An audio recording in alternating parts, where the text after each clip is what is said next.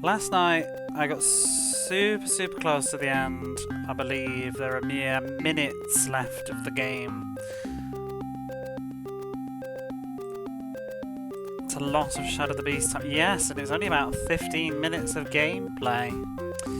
But yeah, I guess we'll begin. Get on with it, eh? Oh, help if I start my timer as well. Let's hit reset. We can see the gorgeous title screen that I've seen 100,000 times. 15 minutes looks so good. The game insists that you keep doing the start over and over again. I reckon at the moment it's an average of about, after the first 8 hours, I think we're on an average of about 1 minute of gameplay per 4 hours. So,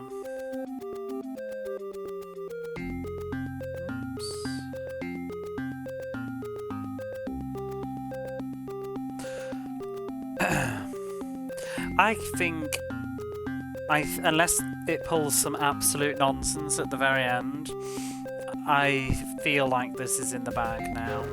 It's just a case of having that run. I'm a bit tired today though. I couldn't sleep at all last night because my body clock's an absolute mess. I think I got to sleep about 4 in the end. So, I don't know. Maybe that's going to go against me trying to finish this, but we'll have a go. I was debating just having a night in, but yeah, I just couldn't sleep at all. I was just lying there. And then ended up browsing stuff on my phone. How's my weight now? I mean, I had about, well, it was probably about 3:30. Sometime after 3 o'clock I fell asleep, but it was like stress sleeping because I knew that I was going to be tired at this point. I didn't get up till 8 though, but you know, it's not good. I had about a half an hour nap on my break at work as well, so but yeah, I always end up like that. When I know that I can't sleep, when I finally do sleep, the sleep is just like kind of stressy. I feel like I don't truly fall asleep. I just sort of keep waking up. I'm alright for now. I've got a cup of coffee. Just, if I start to get really sleepy, this game will get quite difficult because it's all the reactions. Did you ever play this? Never played this until now. I've never had the urge. I've always heard that it was absolutely, like, I just always heard it was terrible. And it kind of is, but it's kind of, yeah. It's not the worst game at all, but it's just a one-off, I think, for me. I don't think I have any desire to revisit this again.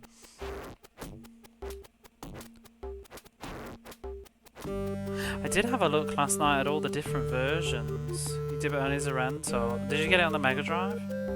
I had a look at all the different versions yesterday on like YouTube. The Amiga version's quite different in places. The way it distributes health is different. Some parts look harder, some parts actually look a bit easier in my opinion. I don't know, people always seem to have that. I feel like it doesn't matter whatever version I'm playing, there's another version that's harder. Always. Hey Mac. Do you have any other platforms? You had a C64, it was on that, you know. I suppose you I don't think you rented Commodore 64 games though, did you? First Death, that was a stupid one. There's all those, I was going to say Angela Lansbury's, but that's not who it is. Angelica Houston's. No, you just pirate them. I wonder if anybody ever did rent Commodore 64 games or anything, if there was ever a brief market attempt to do it.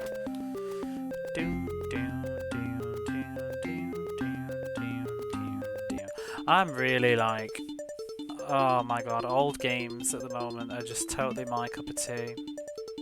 Especially like having Mega Drive carts and stuff. I just look at them, they're just so cool. So cool. I feel like we've lost some of that. I mean, it's a dead conversation. It's been said. Everybody knows it. But like sometimes it's just like, man, Like the art and stuff, the effort that went into the packaging. Such a shame. I'd rather stop meeting up with his mates, copy C64 games. I only ever played them at my dad's friend, and he just had a ton of them.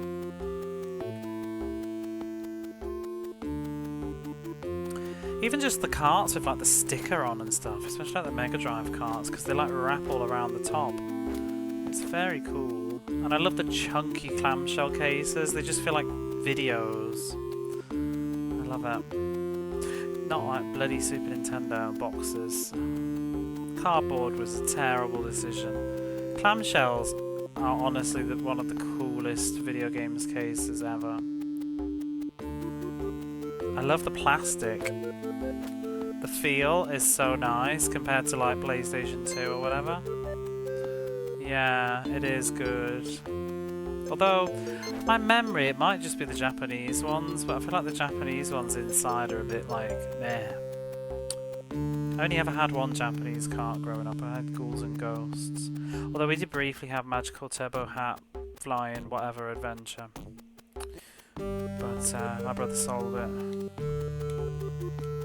Still got Ghouls and Ghosts. I may have to pinch Ghouls and Ghosts, but I'll have to see if my brother allows me to pinch it. He's not going to play it, but I can understand if it's sentimental to him. Like he just wants it around, but I think the spine's sun-faded though. Which isn't the end of the world, but it's slightly annoying. It's not a very expensive game though, so if you didn't want to part with it, it would be very easy to replace. I'm surprised how cheap it is on the Mega Drive actually, because Ghouls and Ghosts is quite a niche-y kind of, like, I don't know. I bet Super Ghouls and Ghosts ain't cheap, I've no idea how much that is. But yeah, kind of surprised. I bet you the SNES one is, yeah, it will be. But I mean, half the time of that, it's not even necessarily just... I think it's just a case of... I was saying to you the other day, but... I think some of it's the machine is more popular. But that can also make it cheaper though, because it means that there's more copies around. But then also it makes it more desirable. But also, I feel like, I don't know about Japan, but it doesn't matter to be honest, because half of the reason that some things are expensive is because of importing. And games like that, like people don't really care about the language on those games, so it doesn't really matter. You know, nobody plays Super Ghouls and Ghosts to read like the 3 lines of dialogue.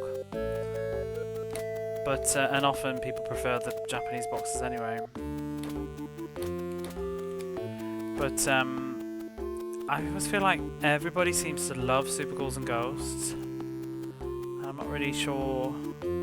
Like there seems to be, especially on Twitch, like people love Super Ghouls and Ghosts compared to like just regular Ghouls and Ghosts. I feel like people don't talk about the Mega Drive one much. It's always the Nintendo version. Whereas I was never really I'm a bit biased because it's parroting my brother's opinion, but we owned Super Ghouls and Ghosts for a while. We don't sell games really, we never have. My brother sold a few. Super Ghouls and Ghosts was one of the ones that he sold, and it sort of tells you a lot. When my brother sold a video game, it was kind of like, it meant like, get out of my house kind of thing. And also I think just at the time he needed the money more. But usually we kept games. A lot of the time it's because I'd whinge if he got rid of it. But I think I was quite young at the time when he had Super Ghouls and Ghosts. Yeah, exactly. And he absolutely loved Ghouls and Ghosts. Like that is one of his top 3, probably top 2 games of all time. That and Zelda: A Link to the Past. So I think the utter disappointment for him of Super Ghouls and Ghosts, and I don't think it's as good either. It's technically impressive, like the sprites and what have you, but the frame rate's not very good. And I don't think it plays as satisfyingly. The Mega Drive one feels very fast and good. And we both don't like that you can't shoot up on Super Ghouls and Ghosts, and the double jump is kind of just trashy. It's really hard as well. I mean, the Mega Drive one is as well, but...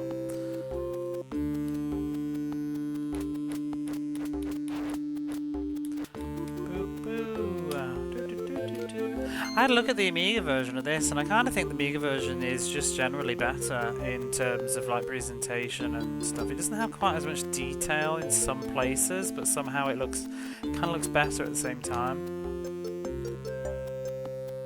And the music, some of the music is definitely better. I was listening to some of it. It's got very eerie. I do think this is a great job, though.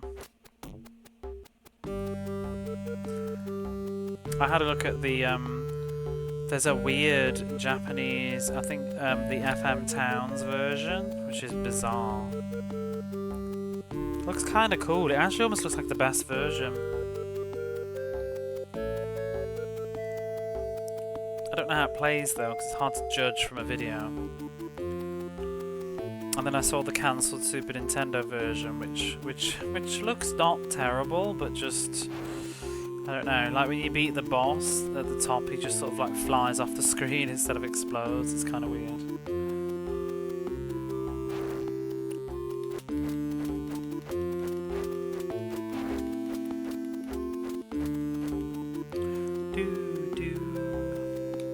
And then I saw some of the other ones, like the Links.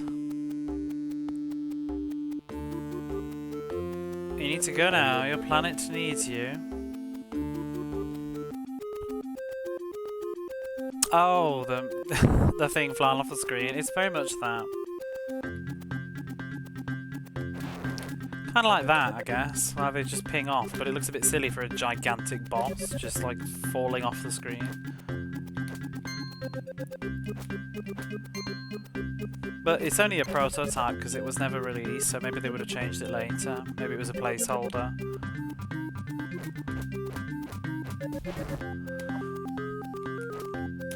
But to be honest, with knowing this game, probably not. I saw the Atari Lynx version and that looked weird. They changed some stuff, obviously for limitations.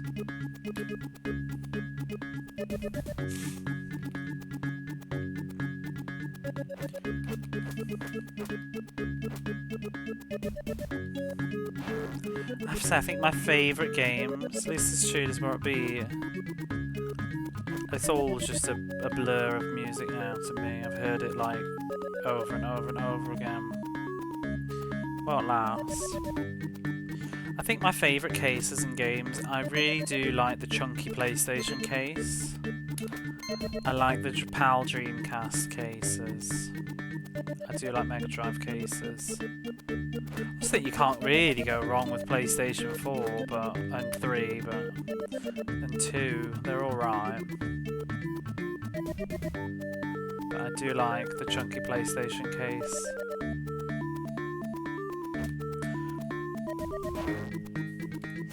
Never really seen an Assassin case for the Western releases. They don't look very good though. Like they look good for 5 minutes, but then probably just fall to bits.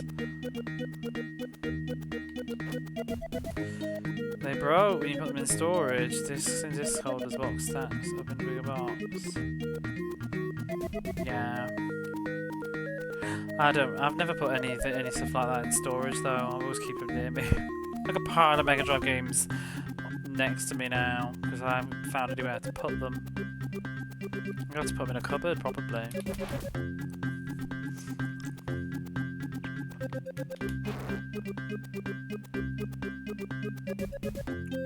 It's kind of cool with carts though, because especially the ones that obviously don't have batteries in, kind of just impressed that they're still going. Oh yeah, I saw yesterday when I was watching the Amiga version, I don't know if it's true on this, but you could punch those flames. I'm not sure it particularly helped me though, but it's interesting to know.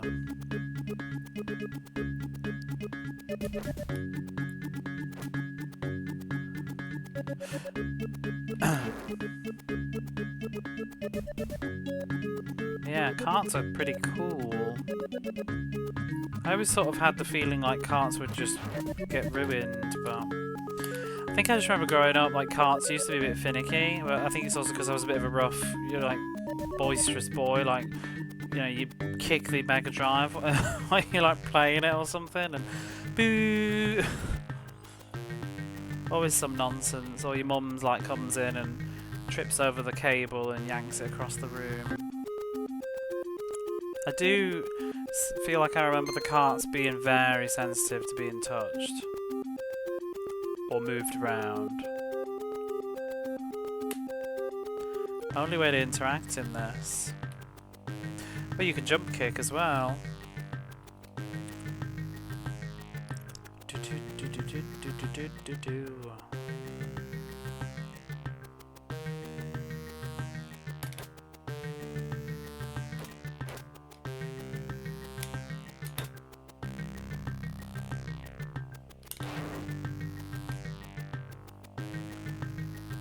Hey Barface, how are you? Ah!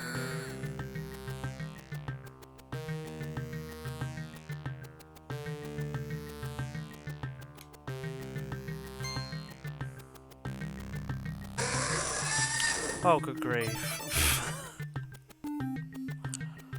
Let me turn that down.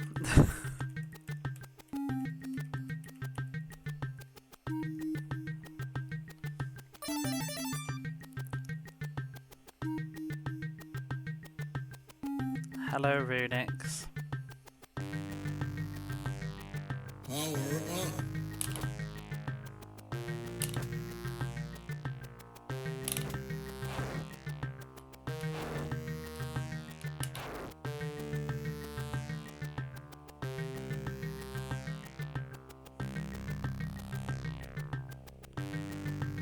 We're no longer heading to work. Good luck with the beast. I'm hoping we're nearly there with it now.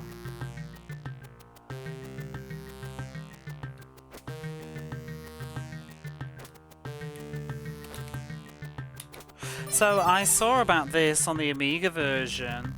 So there's these chests and you can punch them, and inside are health pickups here. They've been removed on the Mega Drive version in lieu of that one that gives you all your health back all at once. Whereas it's kind of, I don't know, it kind of would be convenient to pick up like smaller potions here, perhaps. You get 2 health from each. But I think that's the point of that enemy, and it's been totally lost in the Mega Drive version because it's supposed to be like a, you know, like a mimic almost. Because there's 2 of them that have health in, and the 3rd one shoots. But that's been totally lost. How very weird to remove that. I'm sort of glad though, to be honest, because I'm kind of sick of this game's bullshit. That would be yet another. Oh my god.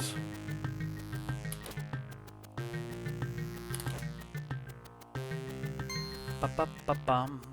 With this purple bloke, I am until it's done.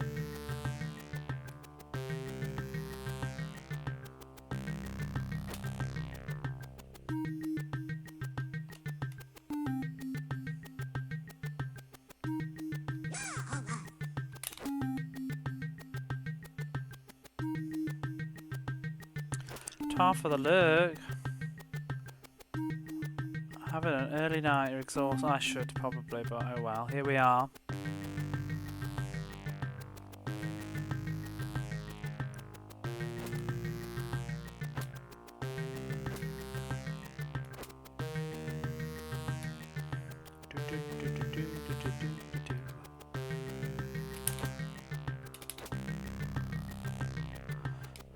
Gonna go around again because I don't really like 6 health for that. Although actually I probably could have got away with that because the second time around with the gun I can do that without taking damage.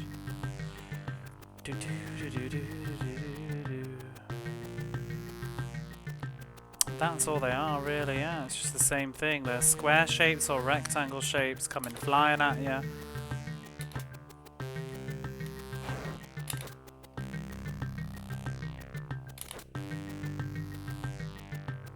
That looks slightly different.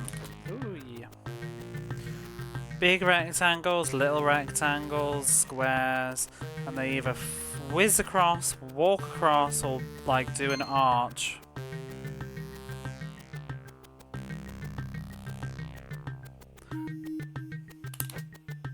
Doo-doo. Bum bum bum bum bum bum bum bum bum bum.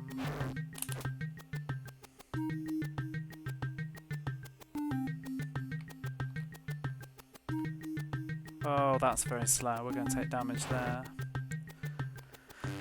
Oh well. 8 is better than 6. Oh, 7 is better than 6.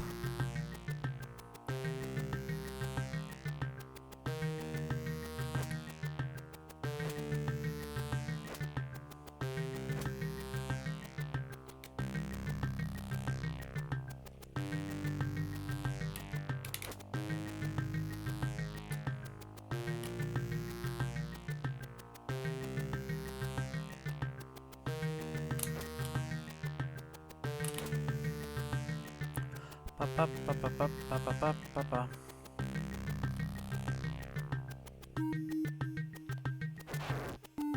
Son of a gun.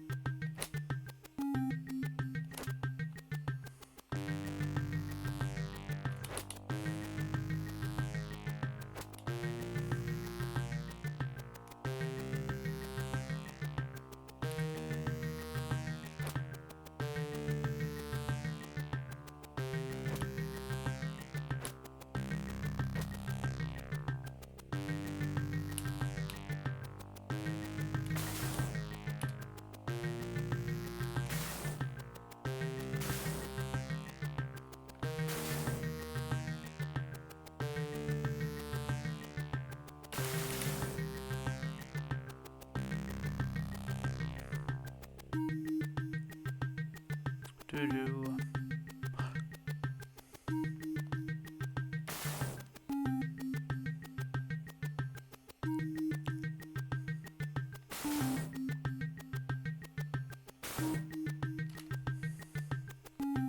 Get the health back.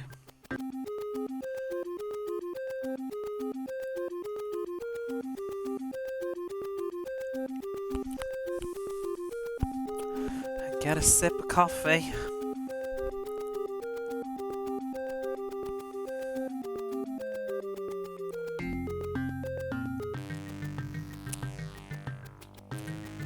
I know I know it's coming. It's got me so many times. Oh, that's slow. That's too slow. Sometimes I get stuck on the ladder.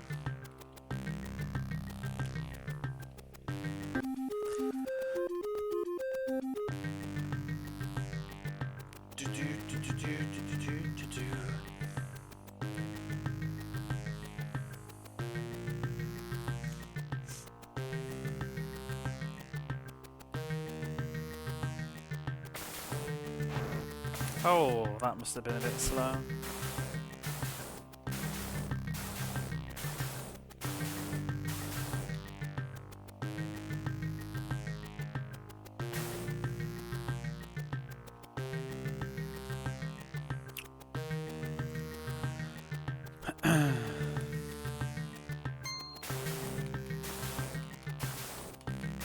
Oh, I forgot about you. Damn.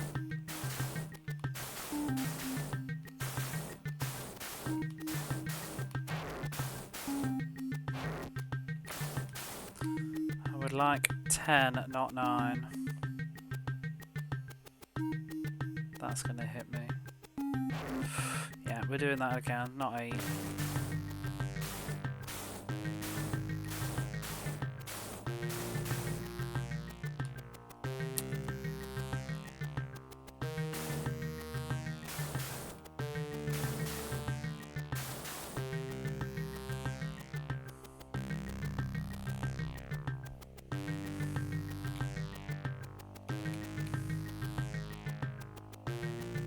Probably just get away with this with 8. I don't need the timing. Should be at 8. Ouch.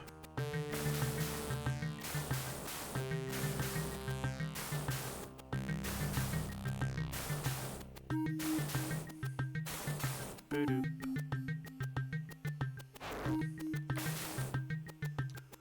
Better than 6. Not for the end of the game, it isn't. Might as well be the same.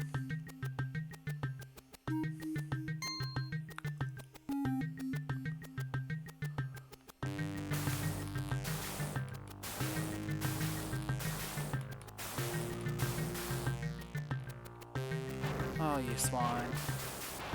No! I hate those trapdoor people.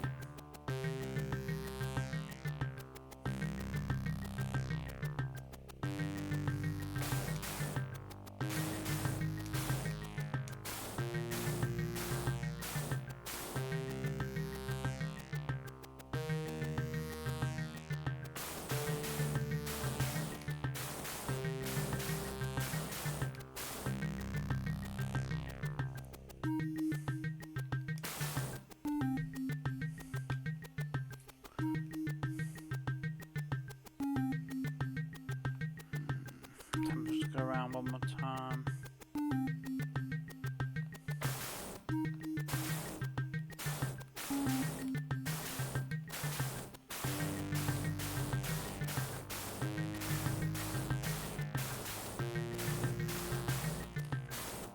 Oh no.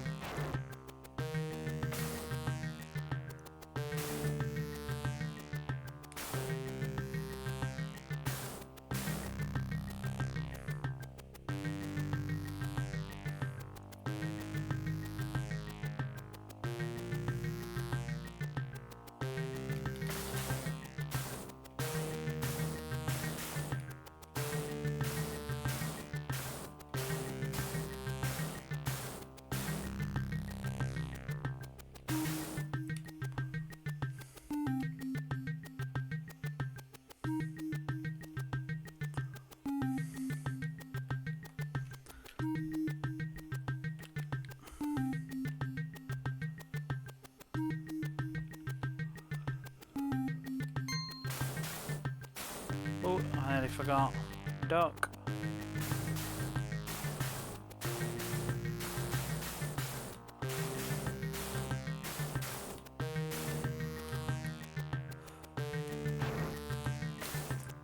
Woo! That's nice. Don't spoil it.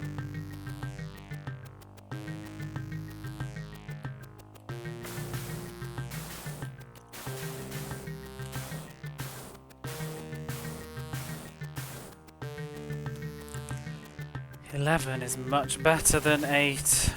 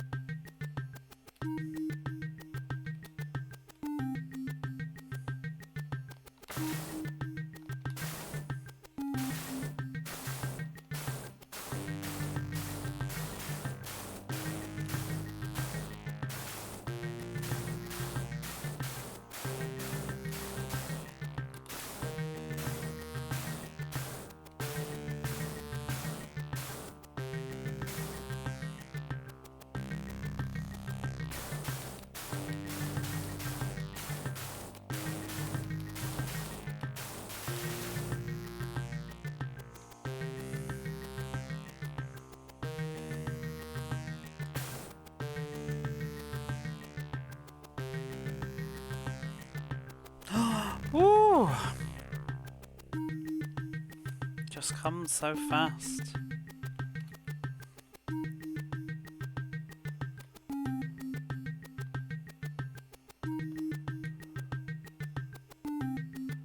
Whoopsie.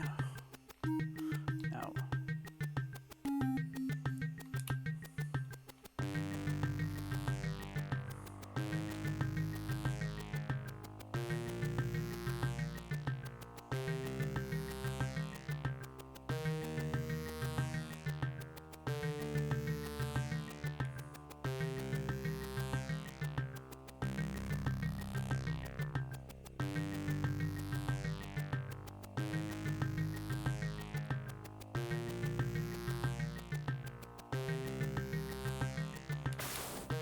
It's fucking ridiculous.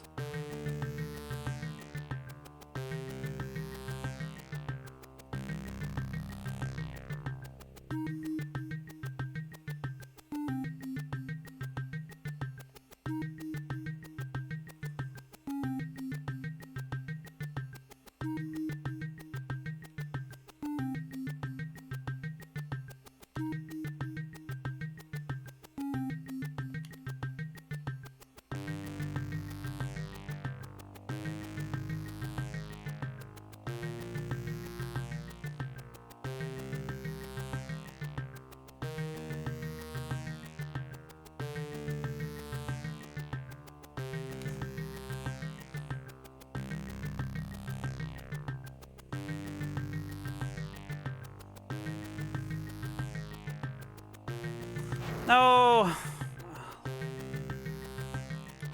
Oh my god.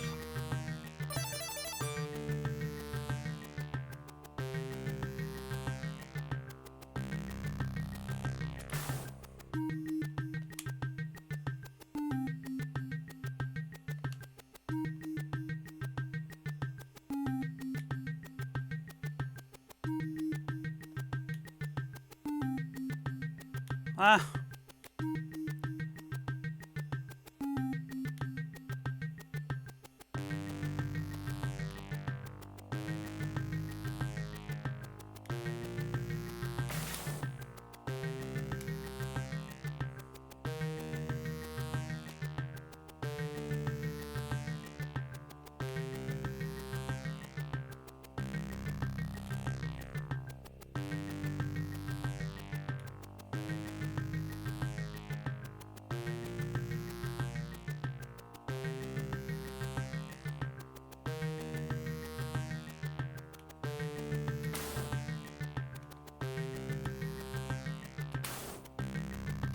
Why didn't that even hit?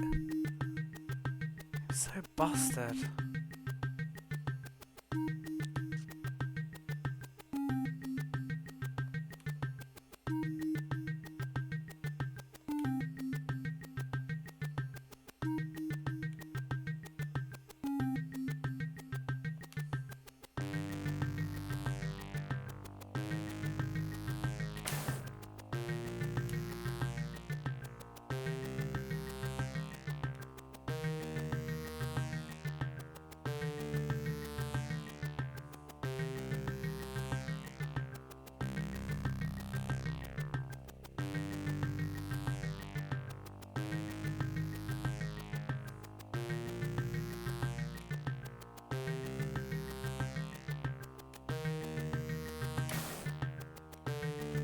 What the hell is wrong with this game?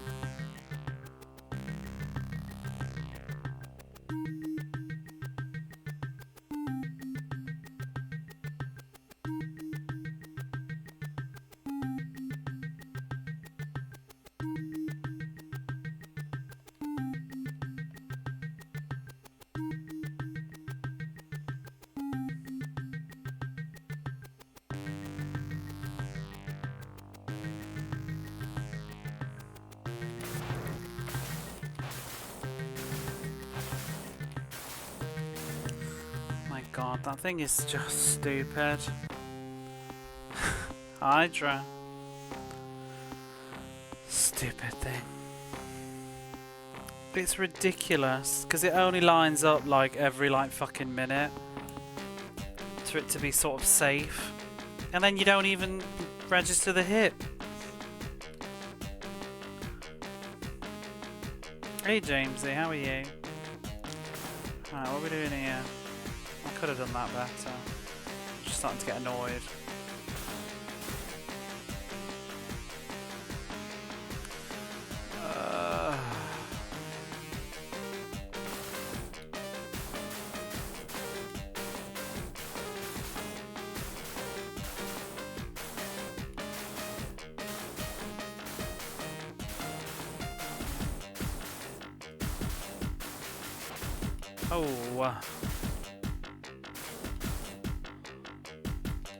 Oh, I turned the wrong way. Well, this is a mess. You see Senti? That's my emote. Time on our hands in the 80s. Did we?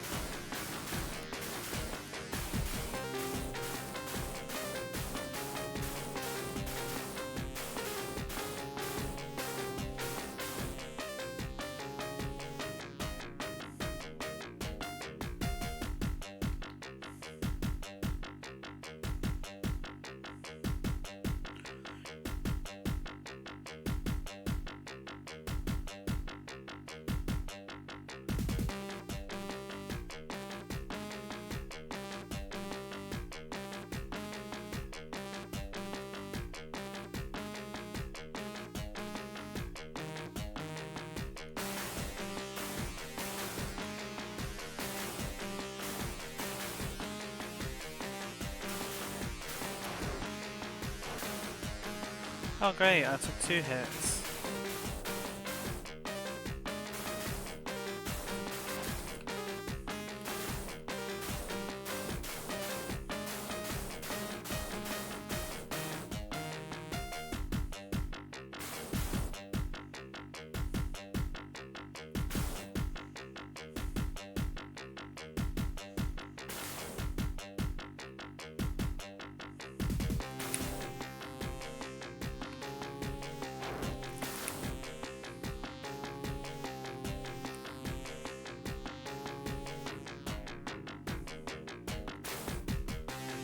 Bloody hitbox on this thing.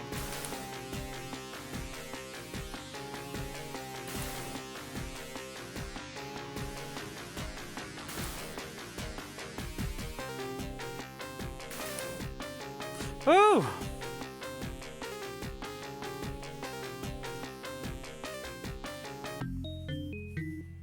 Oh, for fuck's sake, what now? Oh.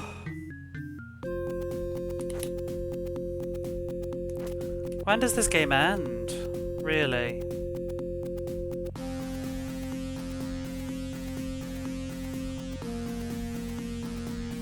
Oh god.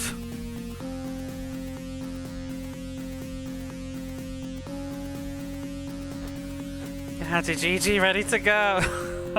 But wait, there's more! Oh fuck a day.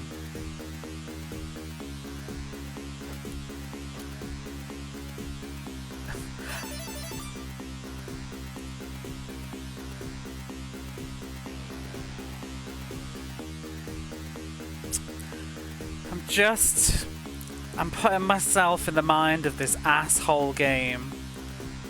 I'm gonna do it, but in the back of my mind, I feel like this is gonna kill me. But I'm gonna do it. Ah, I thought it was gonna be poison.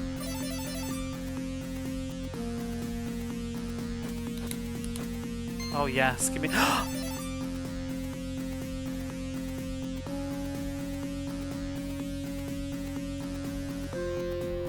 I swear. I swear!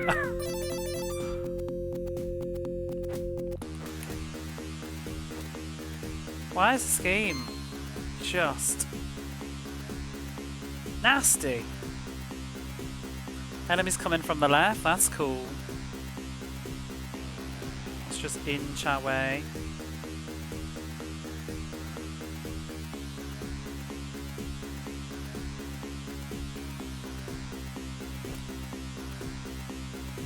Oh god.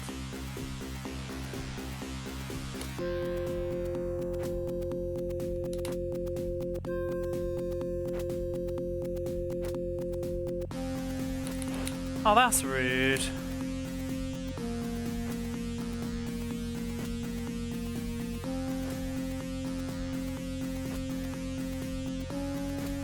Bimmy's face.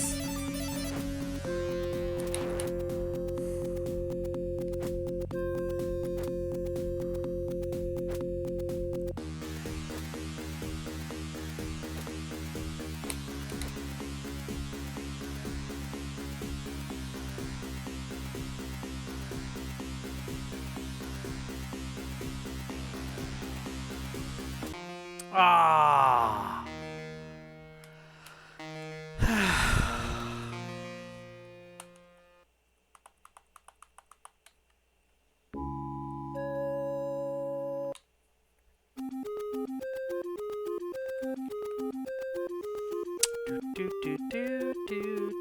Blagsome. Hey DC, how are you? Ah, and everybody else. Sorry, I was deeply focused.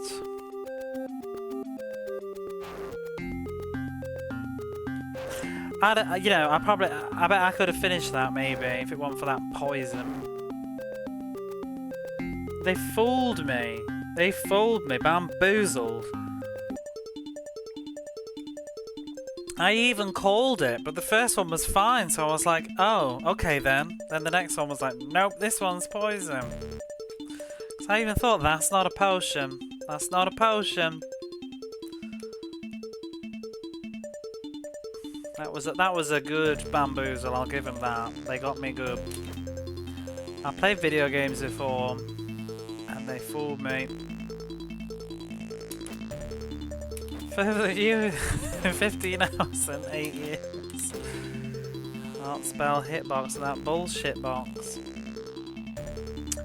You're not wrong. Do do do do do do.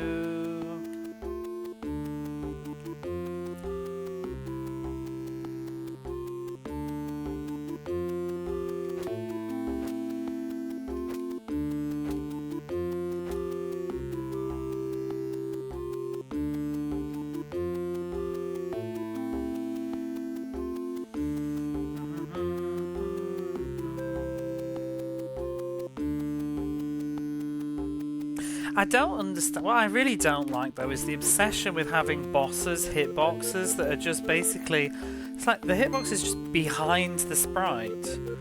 So you need to scroll the screen further enough to be able to hit it with the gun. But it makes no visual sense. It's just a case of like, you have to go into the danger zone in order to hit the boss. But it makes no sense that you have to shoot behind it. It's like that final boss. And also, you've really got to be as far in as you can get to the point where you can't walk forwards anymore, or it doesn't count. But when you're trying to quickly dash in and shoot it and get out again, like the Hydra boss, sometimes you might be a pixel away, so then it just doesn't register as a hit. But it's like, this is just rubbish. Yeah, they're just squares with hitboxes behind them. Mind you, need to get the Amigo again. Do you though? Do you?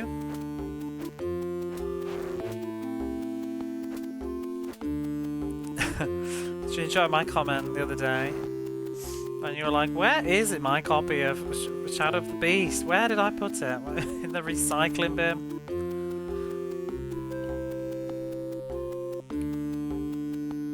Just for some of the art scenes. Just take a picture.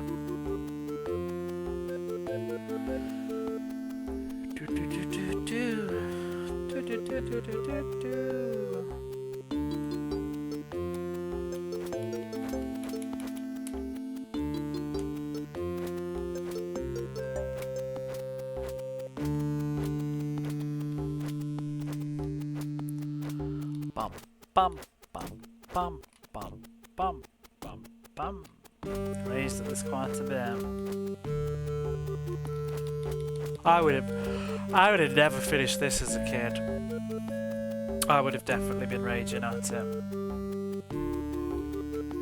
I wonder how far I would have even got as a kid. I don't think I'd have got to the space bit at all. I think I'd have got to the castle. I'd have done this, but I think the castle would have been the end of me. I don't think I'd have even got to the gun.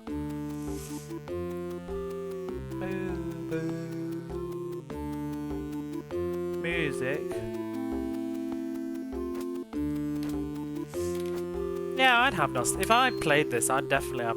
Nostalgia is a real powerful thing because it's like I've gone through Batman Returns again on Twitch like a year or two ago and finished it now for the first time in my life. And as an adult, I can say I think it's terrible. I think it's so much worse than my memory of it. I was never keen on it as a kid anyway, but now I think it's particularly bad. Especially after the first, like, maybe 2 stages, I think the first act is okay, and then it just gets worse and worse, and just becomes ridiculously bad. But at the same time, I also still have nostalgia for it. I like some of the music in it, to be honest. The bosses and the opening sequence is really cool, with the Ice Princess falling off the roof with the bats around her and stuff like that. But it's not a good game. But I'm definitely nostalgic for it. I'm trying to think what else I don't like. Oh, Taz Escape from Mars. I don't like that either, but I'm nostalgic for it. I've got a graph paper out. There's not that much going on. What have you got? I never knew there was a gun until decades later watching a speedrunner. Yeah, if the gun was earlier, it'd be much easier. So all the Batman games except one of the Genesis that come on the Sega channel. Well, there's 3. I wonder if that was probably... I would say that was probably Returns. Because I think that was Sega made. It could have been Forever. Oh, mind you, no, there was also the Adventures of Batman and Robin, wasn't there? And the Sunsoft one, the Joker or something. I liked the original motion picture one. This game would be so rough to map. There's not much to map, really. Well, like, I pretty much can close my eyes and memorise it all now. I've run through it that many times. It has a slight illusion of being open, but it's incredibly linear. I do the exact same thing every single time. And there's only like one dead end. I think 2 dead ends. There's like one dead end in this area, and there's one dead end in the castle that seems to serve no purpose, and everything else is compulsory.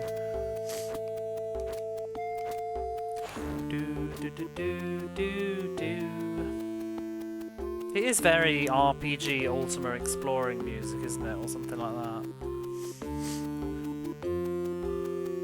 Definitely Ocean movie game. I wouldn't tell everyone they must play. Well, the Mega Drive one's not Ocean.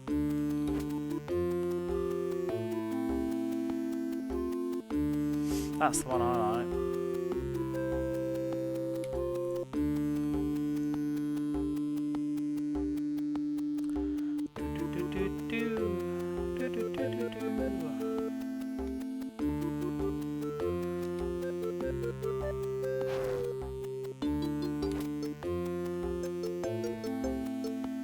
Although I'll admit it's slightly jank.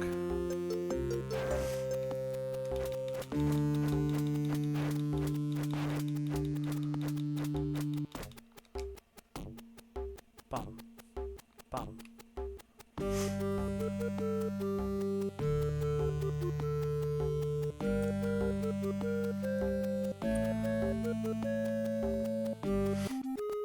Hot up, gotta do is walk back after the last 5. Wow, you got about 10 minutes. See ya, DC.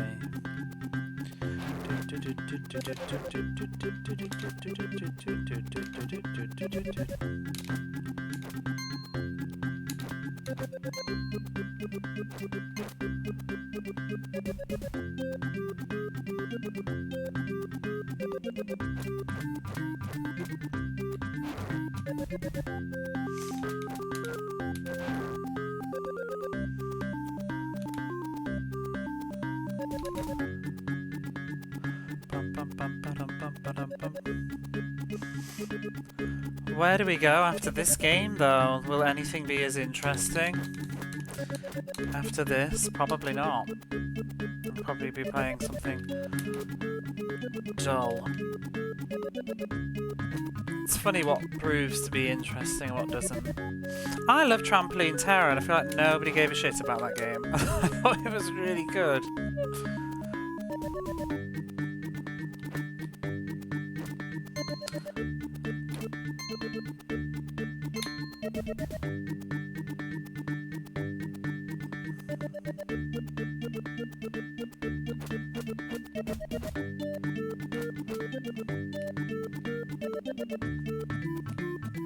Oh.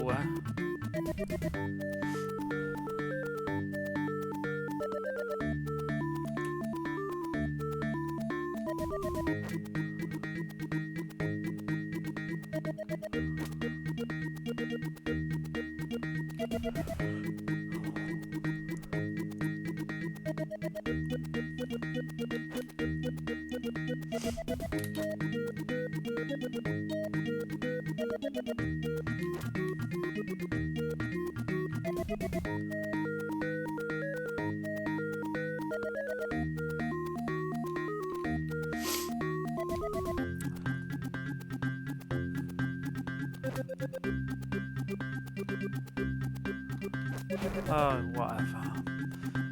Whatever. Can I punch this now?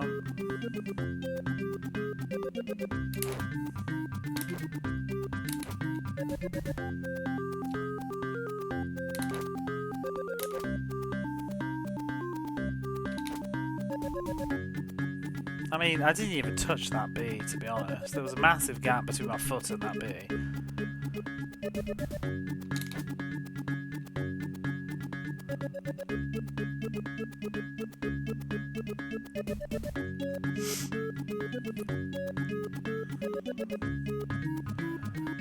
Do do do do.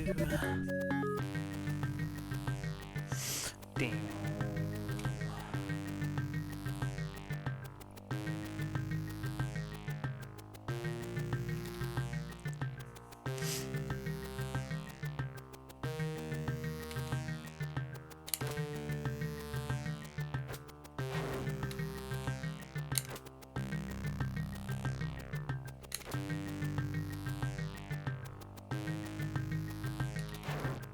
Oh, get off the bloody thing.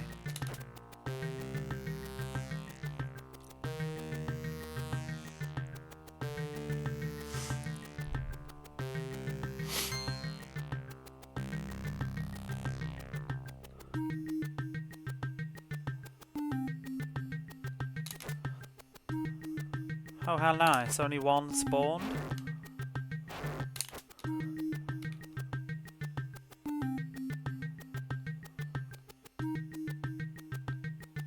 Ba-dum-bum-bum-bum-bum.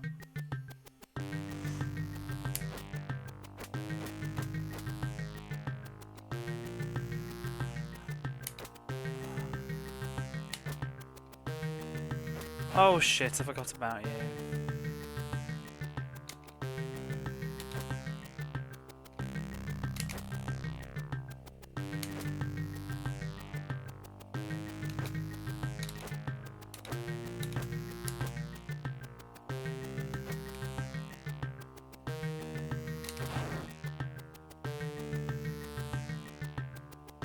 Only one.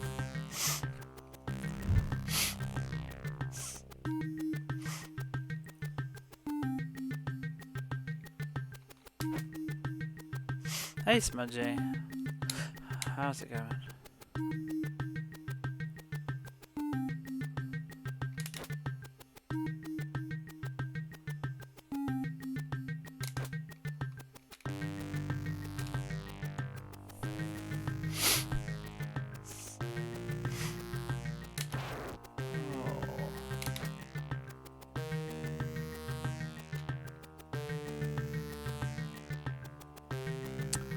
It's still going, is how it's going.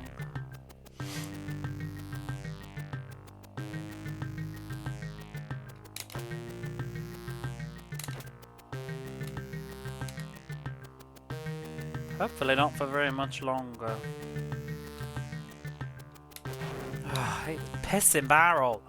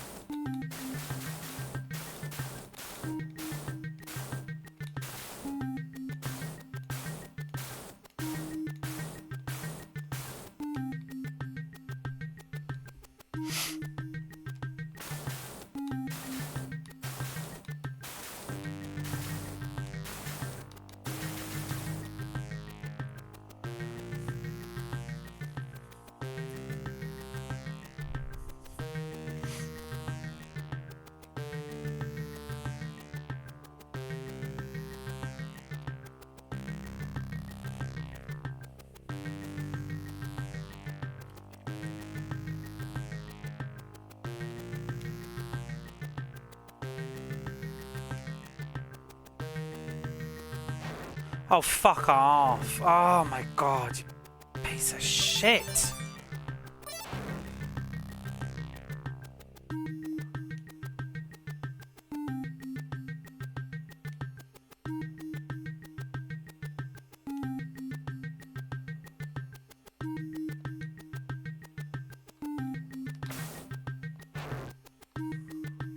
I didn't even hit the bloody thing. This thing is awful.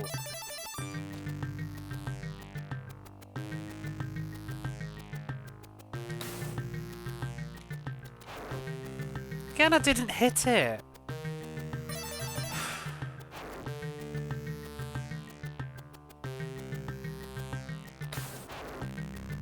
You know what it is? It's because I'm scrolling the bullet off the screen too fast.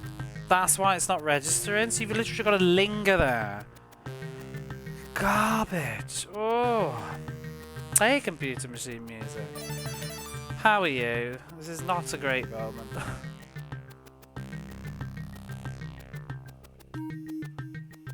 Dreadful. Yeah, you've got to make sure that the bullet is visible as it goes. Let's take a Saturn collector. I see. Well, that's tits up anyway. That's why it's not registered anyway, but that's really dumb. Trying to get out of harm's way.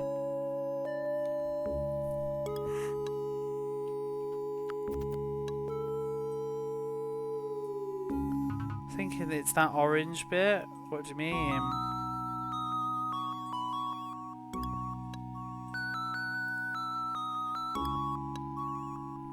It's the white dot at the back of the dragon, but you gotta get there with full health and outlast it. I mean, you can do it. I've hit it without taking damage, but it just means the timing's even more precise. The bullet needs to be visible on the game screen as it hits the hitbox. You can't scroll the screen away, otherwise it despawns, I guess. But like, what a stupid choice. So you've got to get the good timing and shoot, wait long enough for it to actually register as a hit, and then get out. But you basically just, it comes around like every 30 seconds or so, I want to say. It takes about maybe 7 or 8 shots before there's a good window of opportunity. So you've got to wait for all 3 bullets to line up, and they're not in sync at all. They all have like a staggered timing to them. The one that comes... I think the one that comes forwards is the slowest, and the other 2 gradually fall out of sync with it and then realign. And you just gotta wait, but it's just so bloody tedious.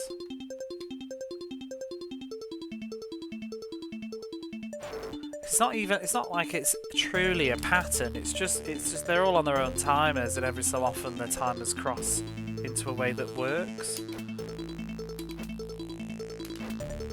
I guess it's a pattern.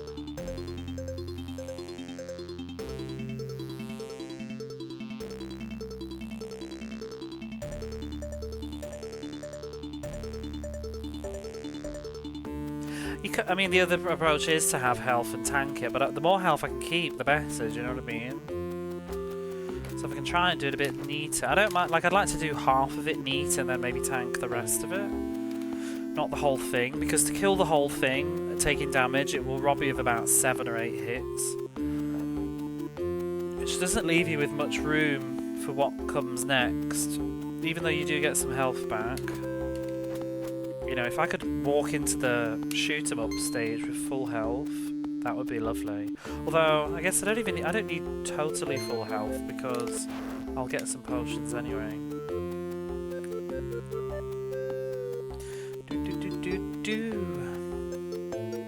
Hey ho.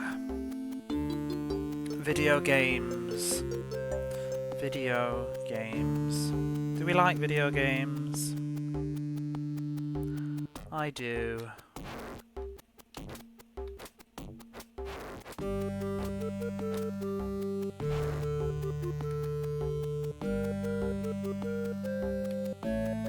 do quite like Sega Saturn games too. Dude, oh, I didn't even go in the teleporter.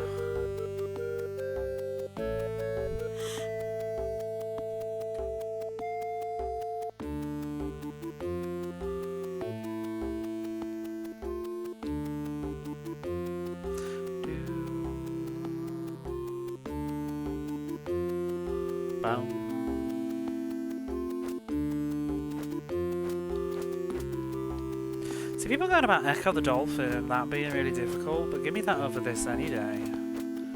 I was talking about it recently in another channel. I'm just surprised. Nobody seems to like it. I'm quite surprised. I don't know why people don't like Echo the Dolphin so much. I think it's a top tier game myself. Such a crappy teleport. I know it's kind of like it saves you all of like I don't know, 4 seconds, 5 seconds. Like it saves you like 2 ladders. Seems a very odd choice. And also, there's no real indication of why it's activated. Do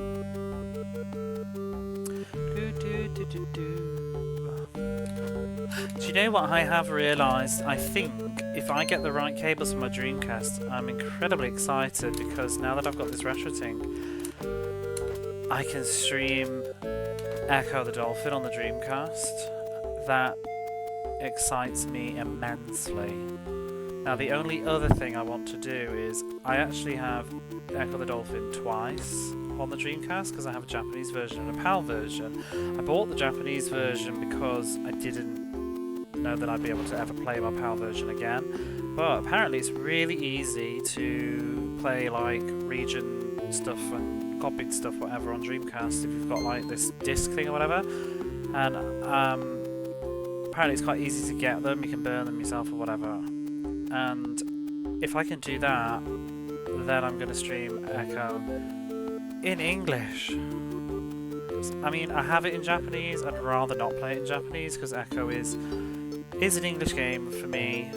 It's part of the mood of it. So that would be perfect. So what I would do is probably play it after Tides of Time. And I've never ever finished Echo the Dolphin on the Dreamcast, so that would be very cool. I didn't quite have the patience for it when I was younger. I tried. I got quite far once, but it is a bit mean. But it would be so nice to play it now. I've sort of savoured it because in the back of my mind I've always thought like maybe one day I'll be able to actually stream that one. You know Tom Baker is? I do, yeah. He was very busy in that Dreamcast era. He also did the narration for Silver on the Dreamcast too. Can't not know it's Tom Baker. He's got that voice. I didn't even. I think even at the time I didn't even need confirming. It was just like that's Tom Baker. Because I got both games with the Dreamcast. My brother bought them both. I remember just like we were playing like Echo and then I put Silver on. It's like, is Tom Baker just voicing everything on the Dreamcast? Although technically Silver's a PC game as well, but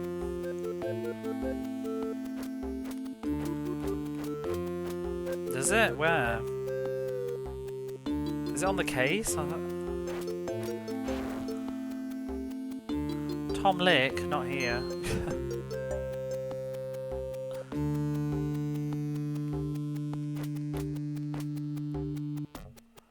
On the back.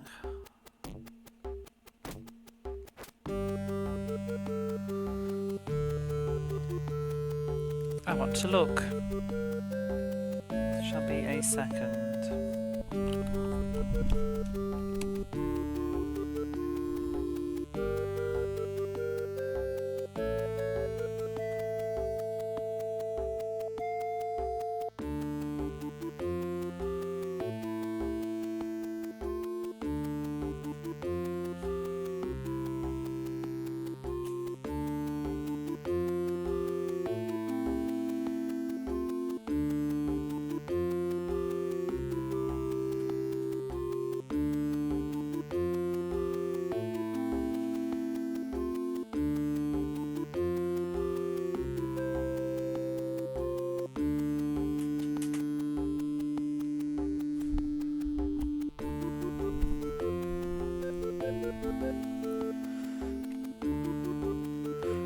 See, I ain't got any lime.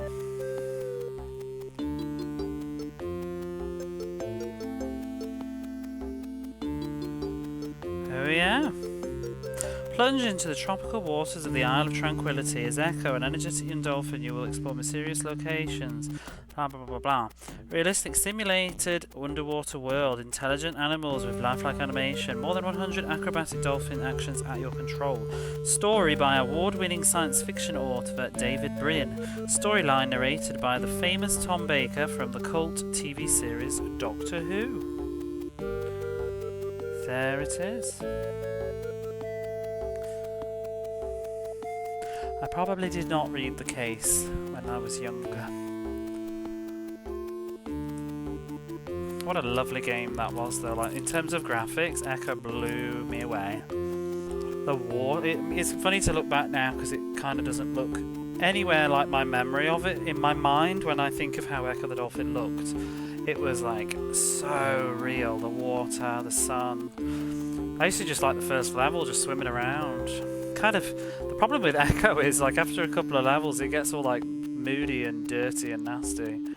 I kind of miss it. Like, I like the sunshine levels, like the lagoon and all that stuff. I feel that way about the Mega Drive one too. There's all those like wretched, ugly. I don't really like the Jurassic era levels so much in terms of aesthetic. It's a cool idea as a story though, but it works. I like the vents, not the vents, the lagoon. All the ice crabs. Yeah, the ice levels are pretty rough, but they're also really short. One of the ice levels is really nasty, but it's also, from start to finish, it's about like a minute long, that level. So, the punishment of death.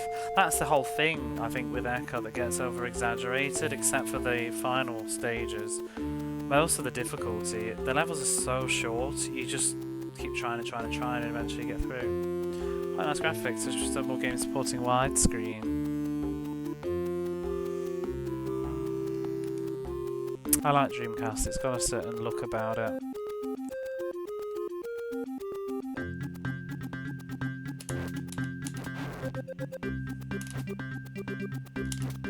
That sort of clean, blocky look, I like Evolution.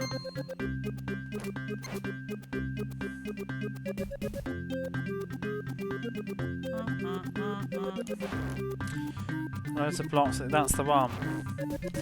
That's the difficult ice level, but also it's pretty much just going, I think you need to touch like one glyph first or something, and then you just go straight to that bit, and once you get through those blocks, like that's the end of the level. There's nothing else to it, it's very short, it's just very hard to get through. But once you've done, but the thing is, like with Echo, once you've done it, you don't need to ever do it again. You don't have to, you don't get game over. You get a password, and there you go, you're done.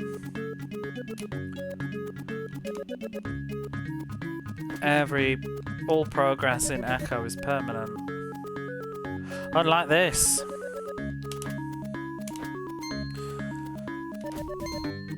The only thing that's truly, I think, crosses the line of unreasonable is the Welcome to the Machine level at the end.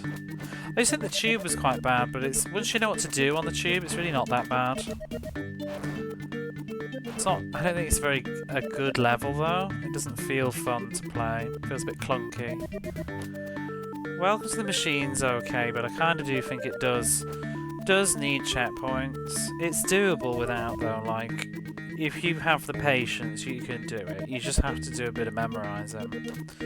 I did it on Twitch and I think it took me about 2.5 hours to do that level, 3 hours. But I was also playing it at like 4 in the morning, I was getting extremely tired and I had had a cheeky drink when I was playing that game.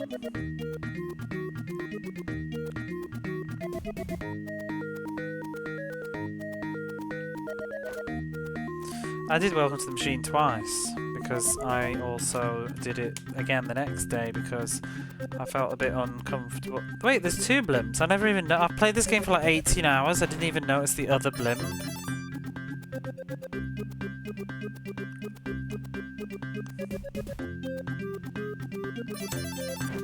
Yeah, I know about the Japanese car. It has checkpoints on Welcome to the Machine though. That's what's different. It has 3 extra glyphs that act as checkpoints. And then if you get killed by the Queen, you don't have to redo that level either.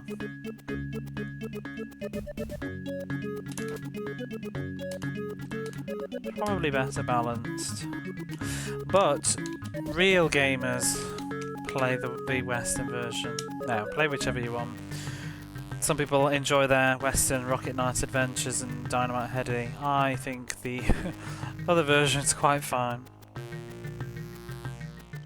Mega CD version's just easier. It's shorter. The Mega CD version chops off about a minute of Welcome to the Machine. It ends quicker. Mega Drive version is definitely harder. Although I haven't played the Mega CD version, I just watched the video of it, but I noticed that it looked like it was exactly the same, except it just cut off the end. So unless there's some bizarre control things and the aliens are a bit more aggressive, it shouldn't be harder. I'm going to do the Mega CD version at some point. But it shouldn't be any harder. I'm wondering how I'll feel about Tides of Time, because I remember as a kid, I hadn't played Tides of Time in years and years and years, and the only time I ever went through all of Tides of Time was probably as a teenager with save states, but I did play it when I was a kid, and the level that I remember being absolutely brutal was the Medusa tubes. Those levels, they put the fear in me, and I'm kind of worried about them now. Nasty, horrible levels, but they have banging music. See, the annoying thing about Welcome to the Machine is the music's kind of just drives you insane after a while. At least Medusa tubes sound good.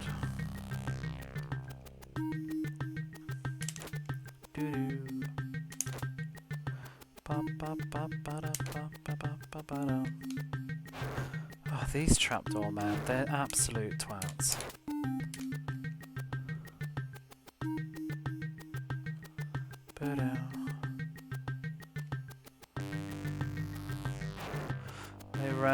Spirit version of Rayman 2. Yeah, I'd like to play Rayman on the Dreamcast. It's supposed to be really good.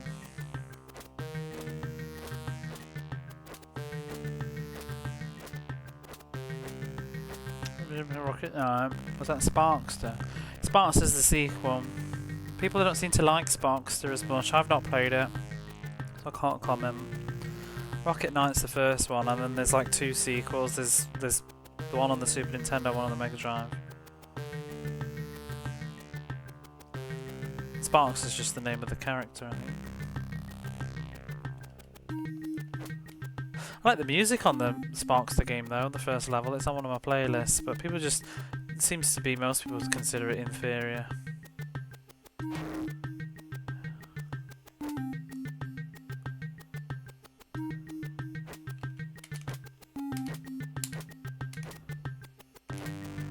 Oh, Japanese... No. I think in Japan it's called Sparkster Rocket Knight Adventures 2. Can't remember now.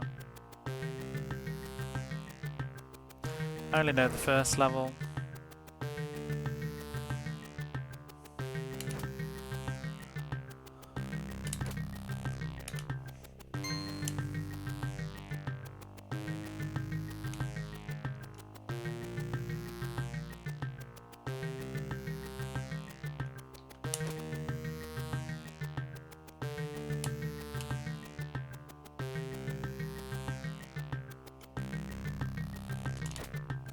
I think there's something that goes on with like priority systems in this game.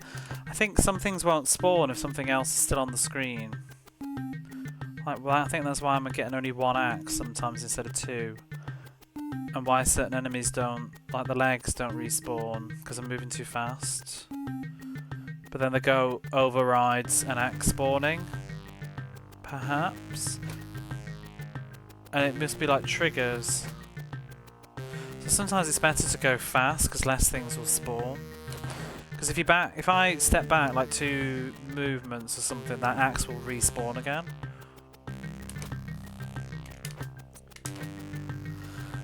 But what terrific design choices on a really difficult game that sort of requires memorization but then doesn't work because things can be different.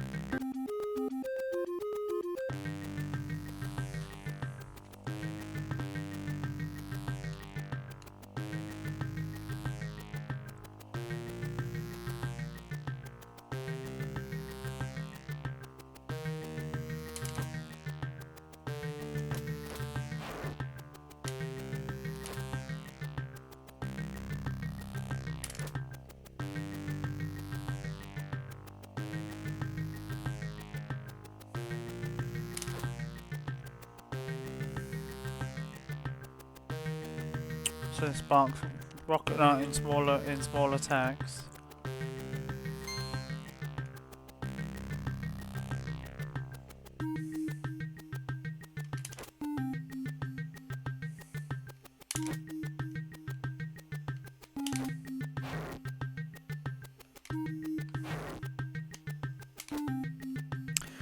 Painting your head while you're asleep yet? Almost. Are you watching it in your head while you're asleep?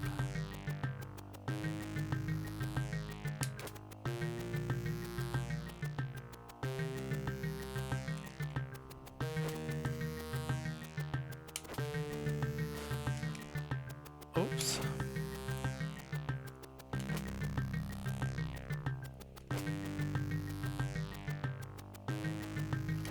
Whoops-a-daisy, that wasn't a very... Why am I going this way again?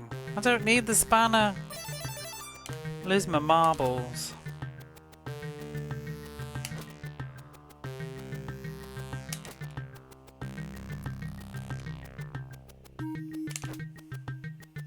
Doo-doo.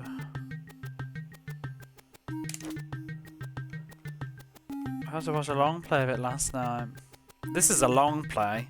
They lie, they're not long.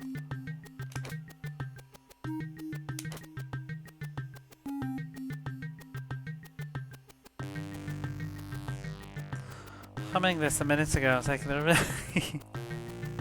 Do do do do do do do do do do do do do. This'll be one for the memory, won't it? It'll be one for the memory bank.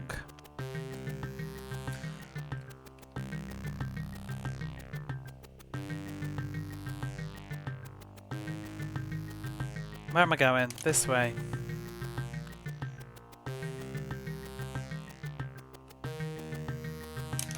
Maybe one, we can do another mega marathon sometime, and this will be a feature.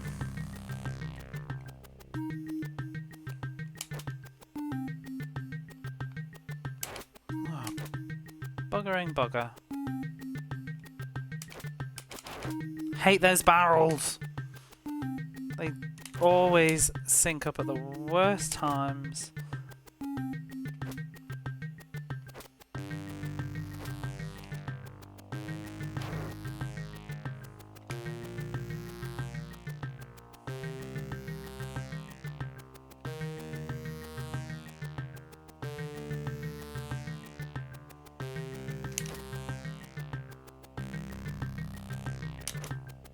Oh, just jumped straight over him.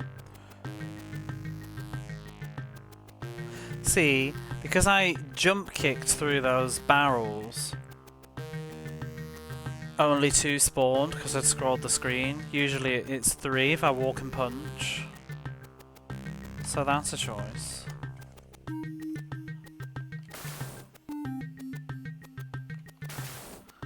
So I never trust if the 3rd one's gonna spawn. it doesn't. It didn't. But bum bum bum bum bum bum bum bum bum.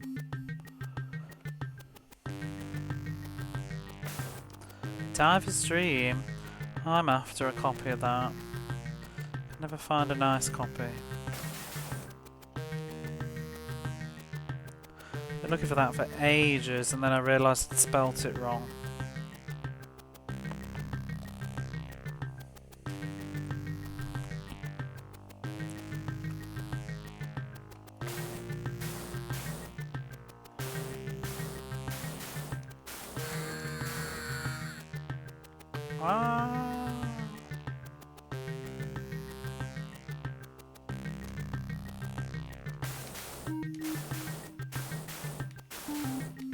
There it is.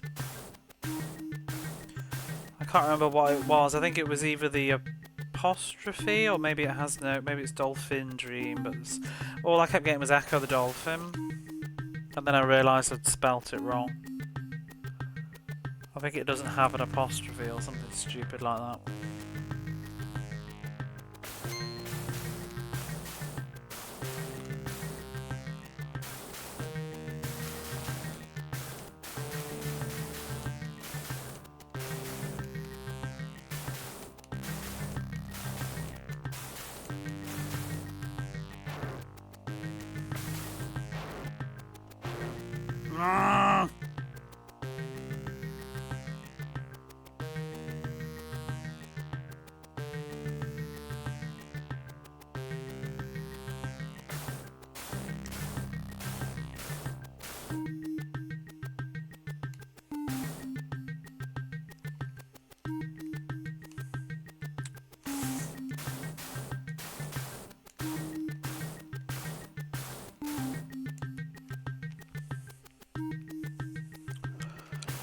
Ooh, nearly. Do I go again or do I not go again? I had 11 health last time. That was so much better. I want better than that. I want 10.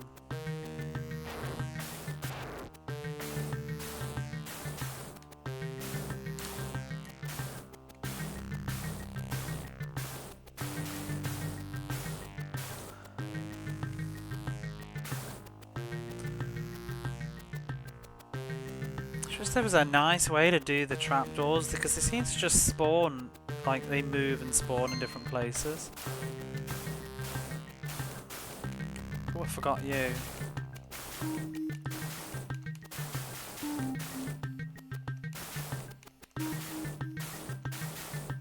Oh, for fuck's sake, I hate these droplets.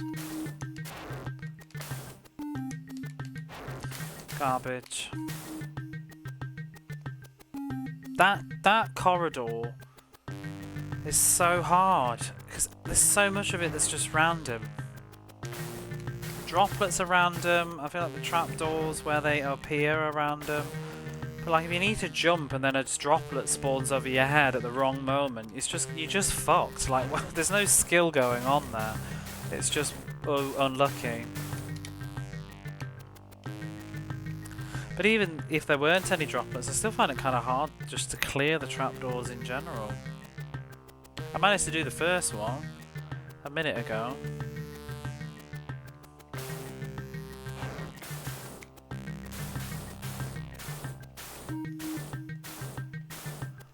I'll settle for 10. 11 would be nice.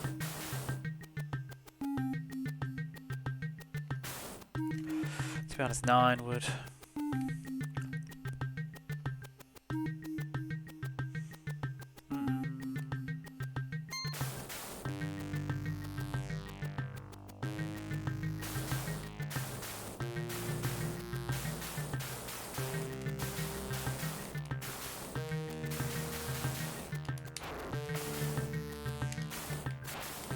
What the hell? Like, the hitbox is huge! What touched me? It's like it gets bigger as the lid goes down. Oh, no, no, no, no, no. That's a mess.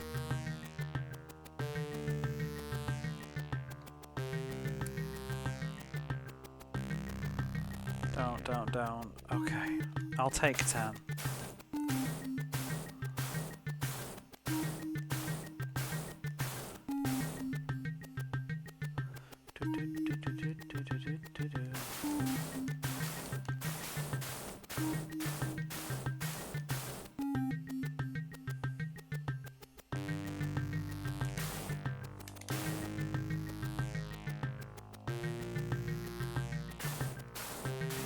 You know, I still don't even know what the key's for.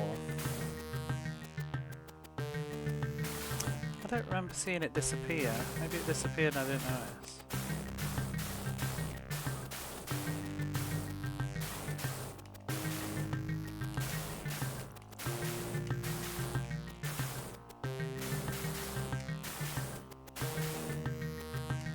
Oh fuck, I pressed shoot and you know it. Oh. Press shoot too fast, and he was still turning.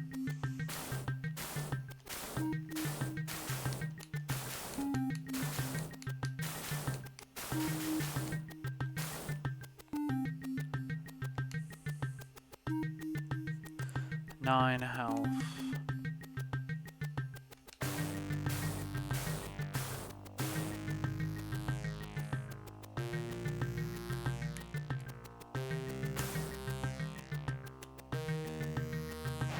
Oh, get lost! Like, just have a bloody hitbox that's visible.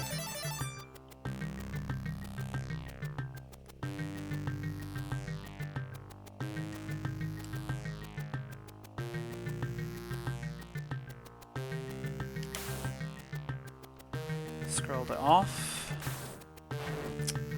This is the biggest load of bullshit.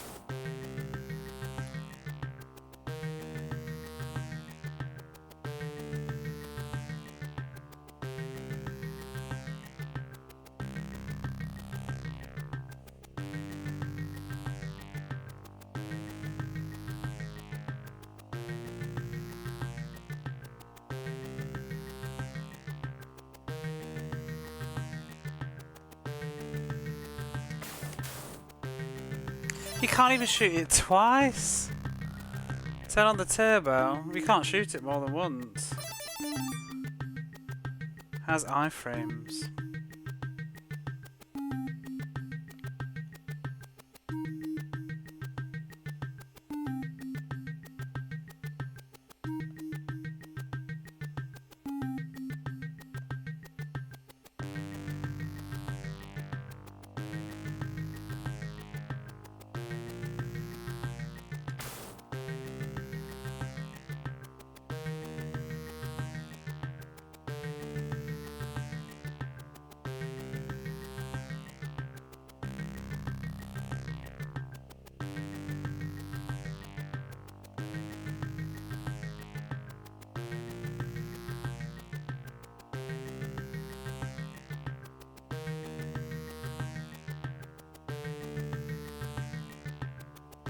Hey Retro.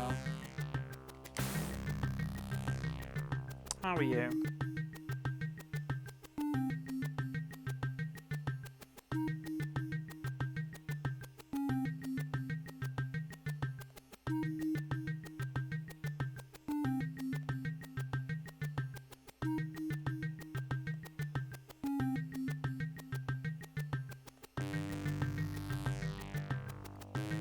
Oh, bugger.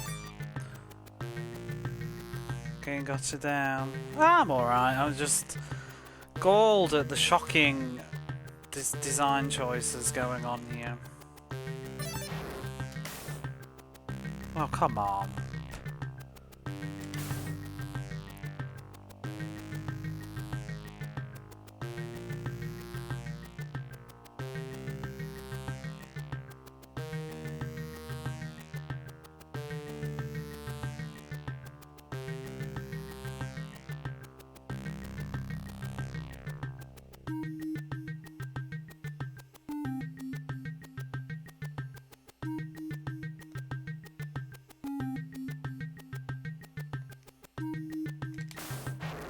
Walls.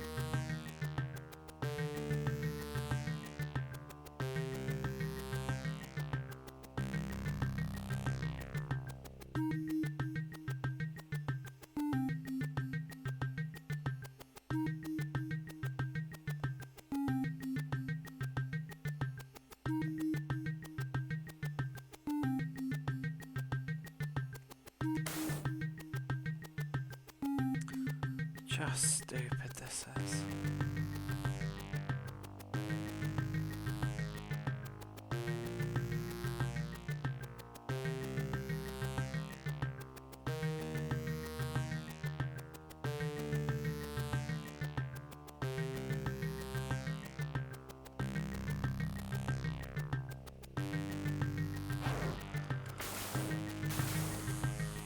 Stupid, stupid, stupid design that is.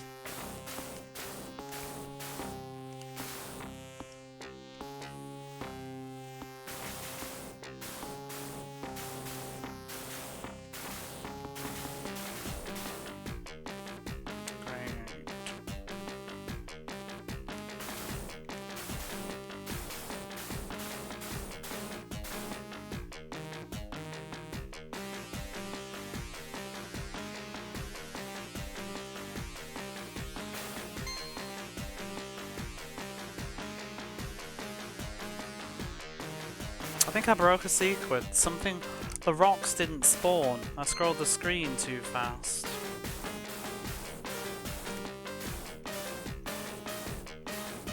I've forgotten what's next. This is a dead run.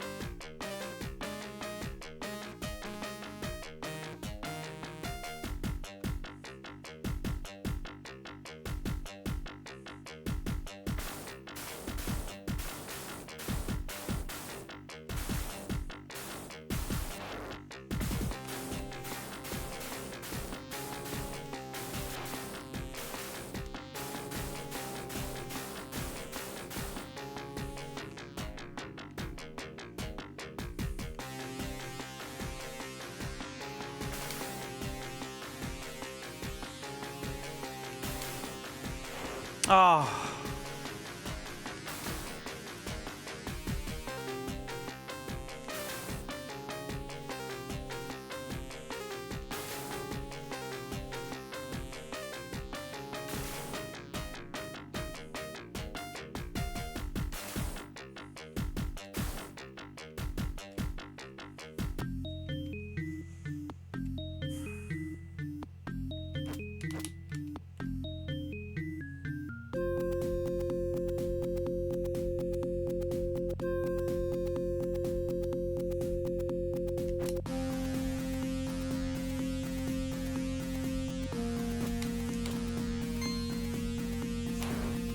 Bitch.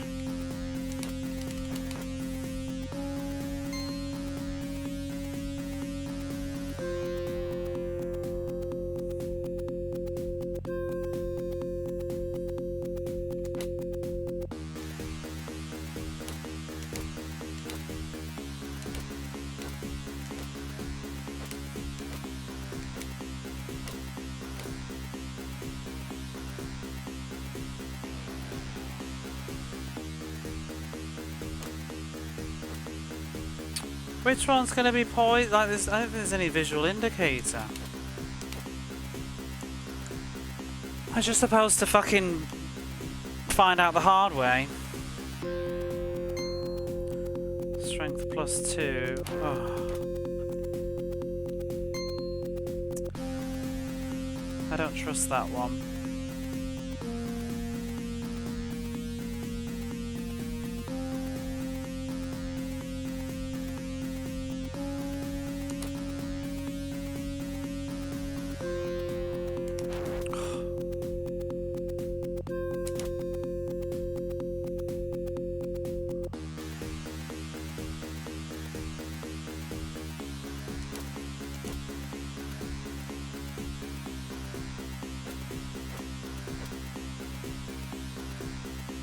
I did, yeah, but now I haven't been any further. I died before the last set of health pickups.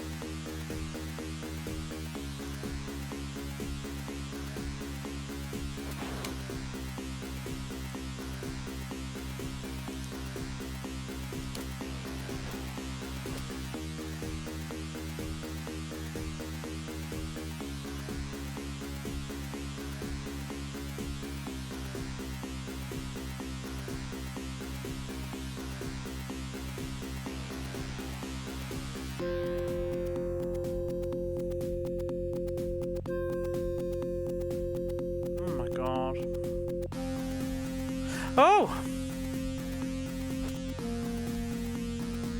Are you real?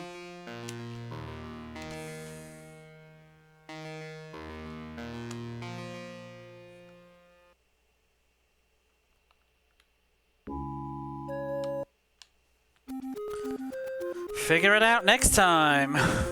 Or the next 10 times. Figure it out later.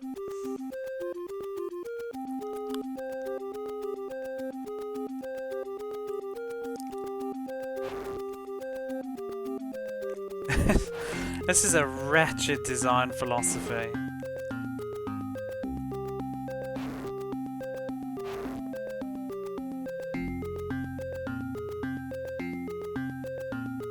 I don't even know what that means. Like, he just stopped, couldn't go further anymore. Maybe I can jump on whatever that was on the floor.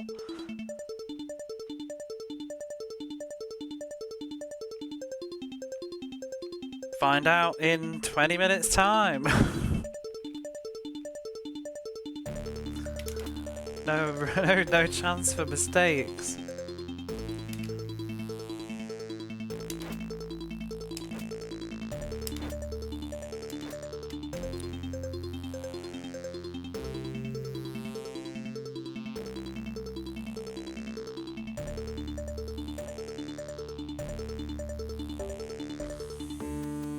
My problem with that screen at the end is I was just spending, because every so often it just threw something from the left side of the screen, which is just cheap as fuck. And so I spent the entire time, like, I'm looking at the right side, but I'm also thinking, like, is something going to come from the left at any minute?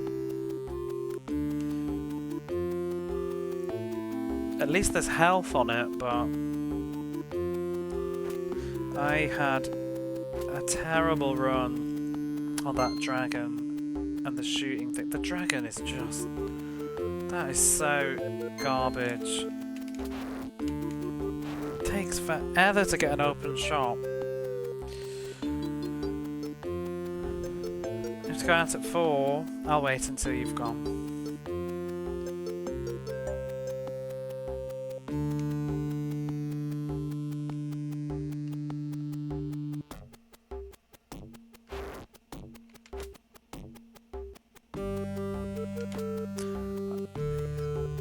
To do the dragon clean, yeah, but then sometimes it's like trying to do it clean, you end up taking more damage than if you just sat and tanked the bloody thing. What's really confusing is you can actually see the fireball appearing in its neck before it shoots it. It's like a graphical glitch, because it's not coming out of its mouth, it's actually like coming through the sprite. And then it sits there, like it's loaded. And also, to be honest, like, not to be a complaining Charlie, but I'm like getting ready to jump and then I see like the chat line on Twitch flip and it makes me like press jump as a reaction and I'm like, oh shit. Not what I meant to do. Whoa! Oh, I wouldn't be Shadow of the Beast Knight if I didn't die to that.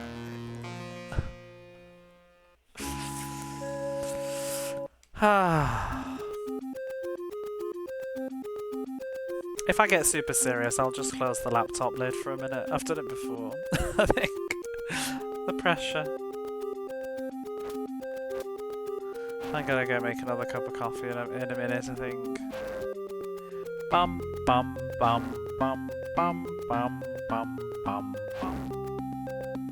Maybe I should just do it now. Because then I can drink my coffee as we go through this stressy bit. I shall. I'll go make a coffee first.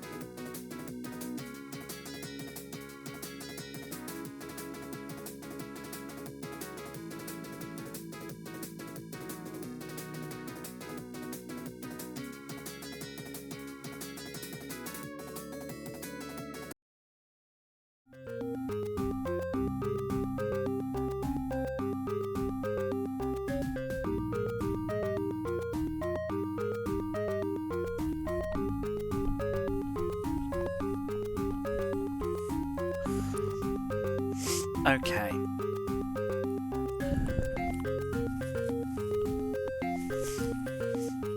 Progress has been made. Let me put...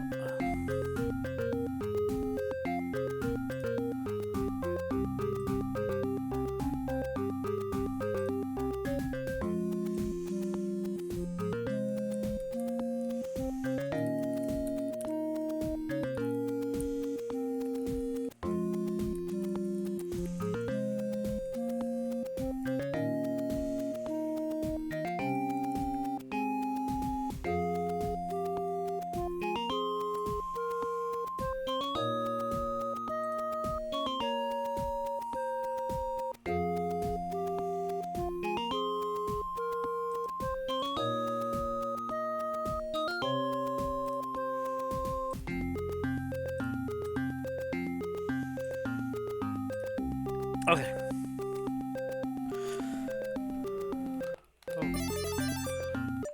I forget I paused it.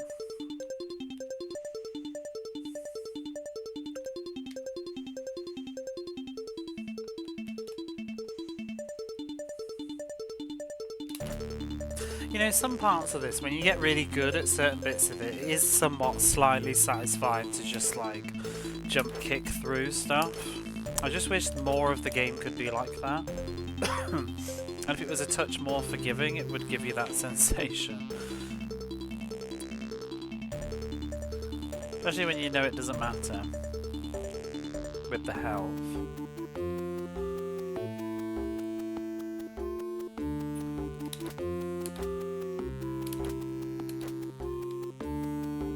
Those things at the end, like the white things that march, they're basically just those enemies reskinned, aren't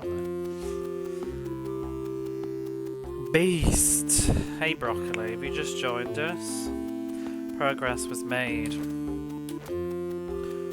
I've got past the shoot 'em up big monster thing twice now, and I got to this sunset level, and I got right to this bit where these big club things came down, and then I died. I got squished. I didn't know what I sort of arrived at the end of the screen, and there didn't seem to be anywhere to go. It looked like a dragon, like a dead dragon on the floor. And I couldn't go any further, and then a club just came down from the sky and squished me. I'm not sure if it was instant death or if it just registered as 2 hits, because I was in the hitbox. I'm hoping it wasn't instant death. Yeah, it was very Monty Python. I'm ready for something completely different though, I'll tell you that.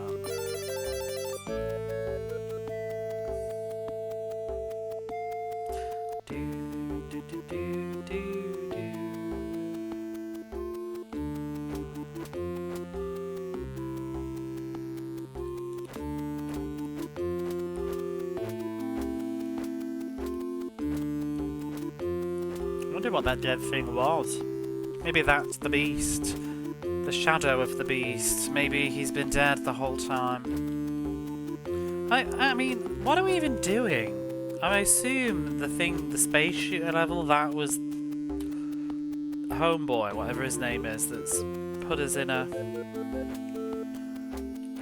enslaved us. And we destroyed him, but I don't know. Somebody in the sky's pissed off and they've got a club. Shadow of the Least. It's very Monty Python.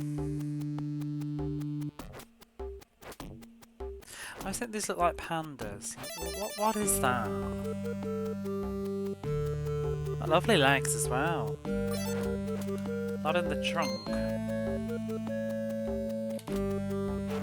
They're the same, aren't they? They're exactly the same, but just different colours. Got the same shape. How can you walk like they're like squatted? I'm desperately trying to find any sort of mental stimulus now as I go through. Don't skip squats.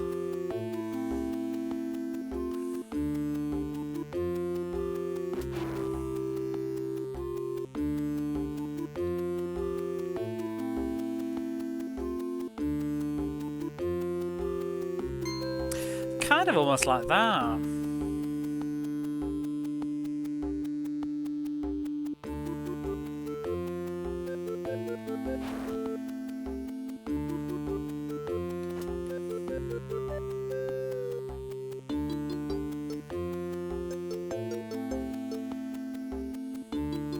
How are you, Techie Rob? The whole stream has become a blur at this point. I can't even remember if you've been in and I've said hello or whatever.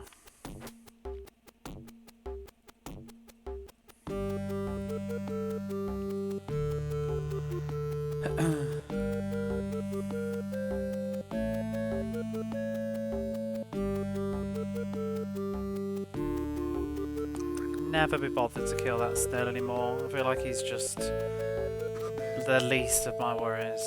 Been a bit of a worky day. They happen.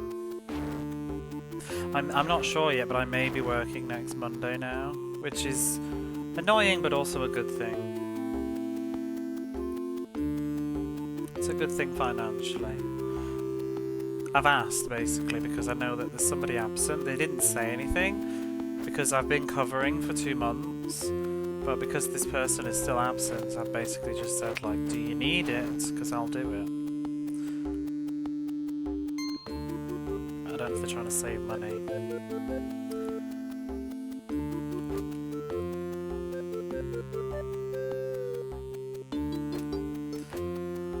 But that means that if I do stream on Sunday, it'll be a short one.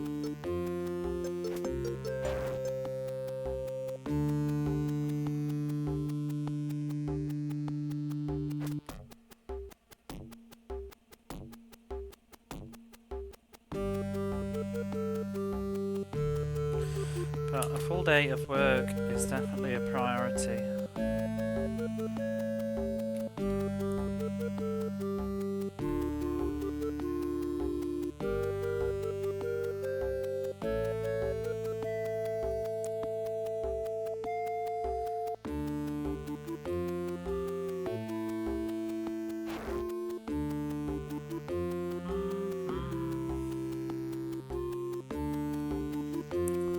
Shame this can't be my job, just playing Shadow of the Beast forever.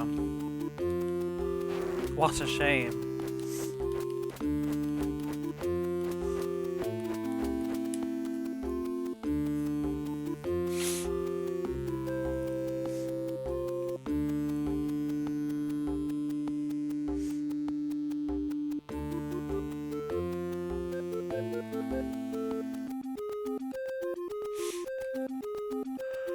I still didn't pay attention to what that key did actually. I want to see when it disappears. Redeem, play the beast again. No. Needs to be cold, hard cash to make me replay this.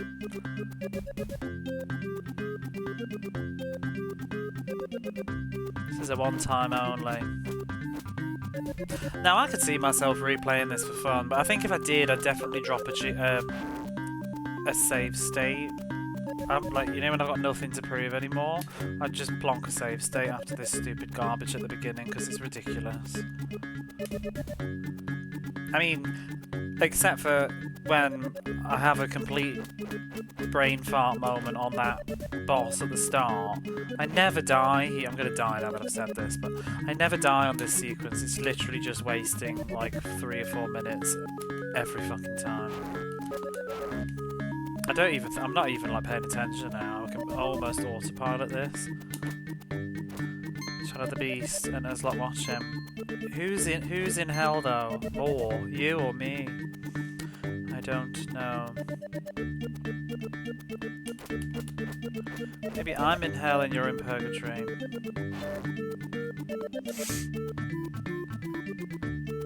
There's a sequel on the Mega Drive as well. We've got Shadow of the Beast 2 at some point. I had a brief... I read a YouTube comment, I think. And someone said it's harder than this one. People talk shit though, online, right? Right? They do. They do. More puzzle based. See, I like puzzles. More puzzles and less stupid punchy reflexes would be lovely. Harder? Great. This ain't the hardest game I've done though. It's just, it's very compressed. Oops. I'm definitely getting better at it.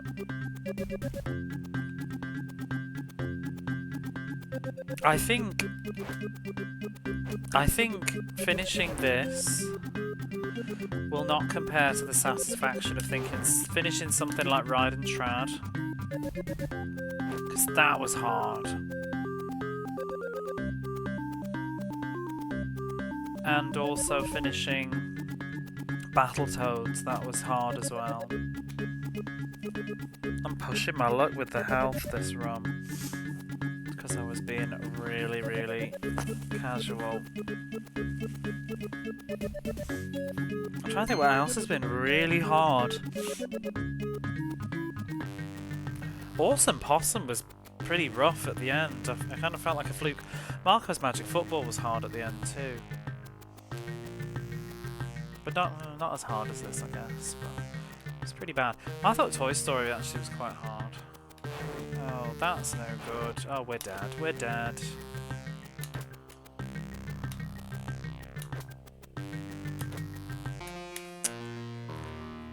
Out loud.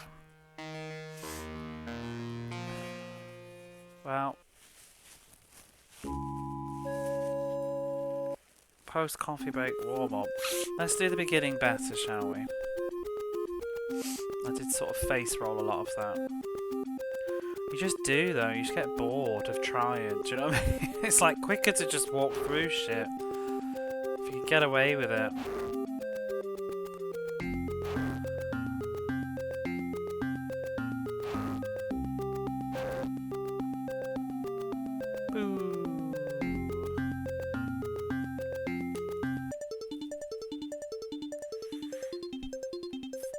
Let me think what else I've played now. I wonder what I feel about The Lion King these days, because I've always thought like that was a brutal game as a kid.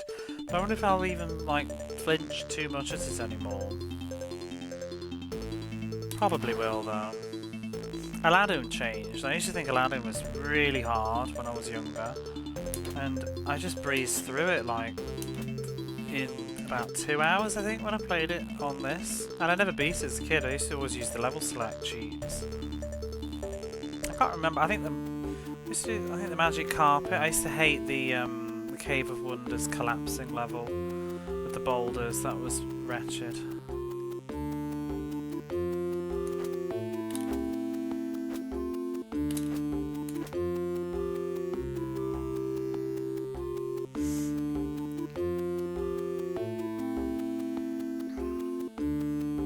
Tiny Toons is pretty tough, but I mean it's not on the level of this. But I used to do that as a kid. I think it was only like I think Elmira and the final boss that I used to find really tricky.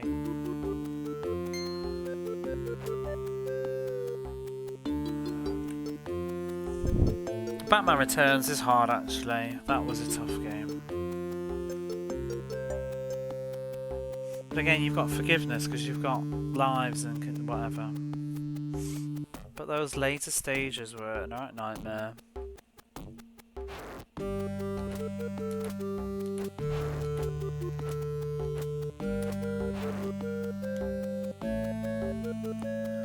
I should rate the games, like what's the hardest game that I've done so far. I mean, you think it'd be the longest game, but not always necessarily. Sometimes they can be like jank is why it takes so long. What am I doing?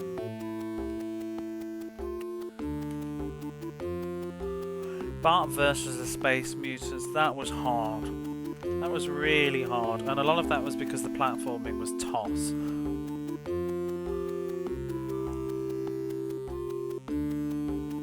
The edges of platforms weren't really visually accurate.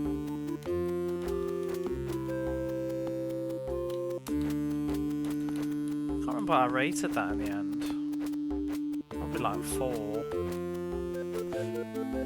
Back to the Future Part 3 was pretty tough. But it's so short. It was just a matter of like painfully memorising the first stage.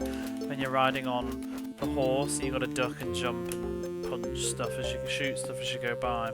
That was horrible. And then the finale on the train was rough. I did practice that though.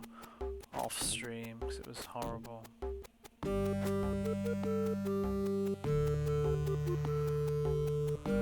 Actually, one of the hardest games was Tecmo World Cup. I hated that. That was just an endless nightmare. Tecmo World Cup is one of the hardest games I think that I've done. Hey NASA Krim, how are you?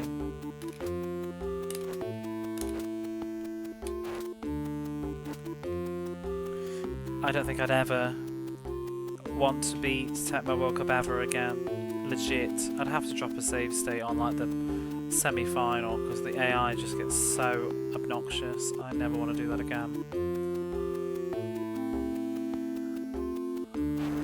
Sports streams only. Are you being serious that they're all good? Because I'm not joking, I do like some of them, but they're not all good. But I do like some of them. Absolutely. Wow, you should go play Tecmo World Cup, that's not a good game. Absolutely not. I think some of them are good.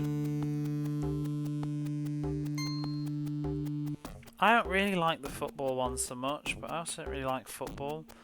1 or 2 are alright. I like J-League final stage is okay. I didn't mind the J-League games, but they drag a bit. One of them, I think I like 2. Was it 2 more than 1? 1 was the AI, it was really tough. Really dislike retro sports games pre PS1. See, I'm the opposite way around. I actually kind of prefer the retro sports games because they tend to have kind of like, not all of them, but some of them have like good music and I can enjoy the graphics, like the vibes of the art and stuff. And a lot of them also have a bit more of an arcadey sort of gameplay to it, which I prefer to the super realism. Depends on the game.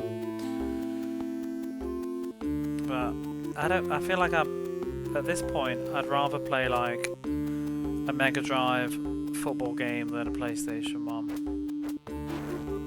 Mostly because I just don't want to play a football game, so I feel like if you really like football games, then yeah, you'd probably prefer the PlayStation 1, but I don't really, so I'd rather just have a game that's kind of short and silly. With the tech solutions they came up with. Yeah, they definitely improved. I mean, that's the thing. Even on the Mega Drive, though, you can go through them and they improved through different franchises and series and stuff. I think a lot of people think that they're all kind of throwaway, like shovelware, but they do make quite big improvements between games. But you have to actually spend time with them and look at them properly to know. Like, just turning them on for a minute, it won't be apparent what they've actually improved. Sometimes it can just be the AI's better. Sometimes they do a massive step backwards, because I thought Barkley Shut Up and Jam 1 was miles better than 2. 2 was terrible, 1 was just mediocre. I'm not saying you don't need to play either of them, but if you need to play one of them, play the first one. It's much like the AI is much better. Although I think Barkley Shut Up and Jam 2 probably would have been fun on 2-player against your friend, but against the computer it's insufferable. Ronaldo Soccer 98, change your mind about old sports games. I've played Legion. I've played bad sports games though. That one that I made Neon Arcade play, I just think he didn't spend enough time with it to see how terrible it gets, but Tecmo World Cup is wretched. It's got no rules. And the AI gets so difficult because there's no offside, there's no fouling, there's nothing. It's just kick and tackle. That's the whole game. And eventually the AI gets so horrible that it just immediately tackles you as soon as the ball gets passed. You just have to keep passing the ball immediately to stop the computer just tackling you. And trying to shoot the goalkeeper is ridiculous. And your goalkeeper's shit. Obviously. I kind of found like there's certain sweet spots where goals are more inclined to go in. But there's also no saves or checkpoints, so if you lose on the semi-final you have to go through the entire groups first and then the tournament, and it takes about an hour to get up to the final. There's no way to shorten the play length of the matches. There's no difficulty control, it's all scaled within the game. And each round just gets harder and harder. And each game's about 10 minutes. I did not enjoy it. Had some good jams though. Beast in football form. Kind of. It was ugly as well, Tecmo World Cup.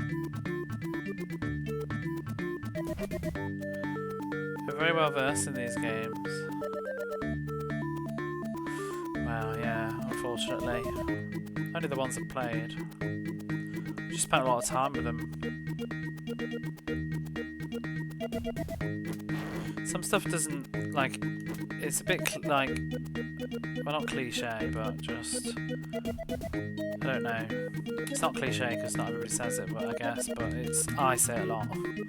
But I think certain games don't really reveal themselves until a few hours in. They can swing, they can totally swing, especially sports games. I think sports games, because a lot of the problem with sports games I think most people have when they play a retro sports game is it's a skill, it sounds obnoxious, but it's often a skill issue or a don't know how to play issue. And once you do know how to play, then you really start to realise, oh, this is actually just shit. Or, oh, hang on, this is actually a really good game. Whereas if you just turn it on for 10 minutes, you're not going to get that.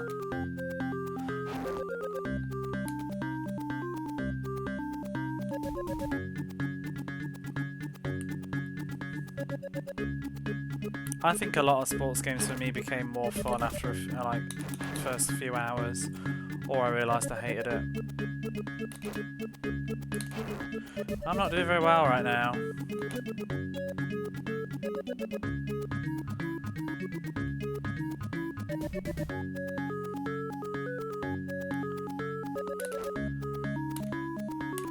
Roger Clemens didn't change though. It did get slightly better, but it was bad from the start and it sort of stayed that way. Hello, you absolute Shadow the Beast. Hello, Quantum. Happy Bollocks Day to you. Get in here and all that stuff that you say on your channel. How the hell are you? Etc. Have you played this one? You'd love this. This would go down a treat on your channel. It's the kind of shit that you would totally relish. In fact, it needs nominating. Trying to crack the nut that is Zero Wing. Oh, you ended up with that? It's got some right jams though, Zero Wing. Have you played many fighters? A few. We can have a look. Give you a little.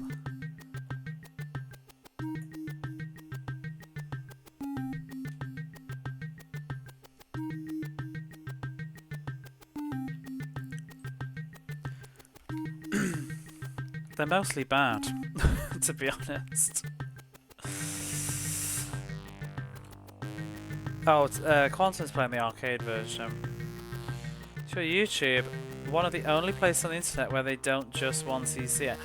That is a whole thing though, and I think I talked to you about it when you've been streaming. Hey Logitech gal. The bomb, they set it up us. Did you do Eternal Champions? No, I've done Street Smart.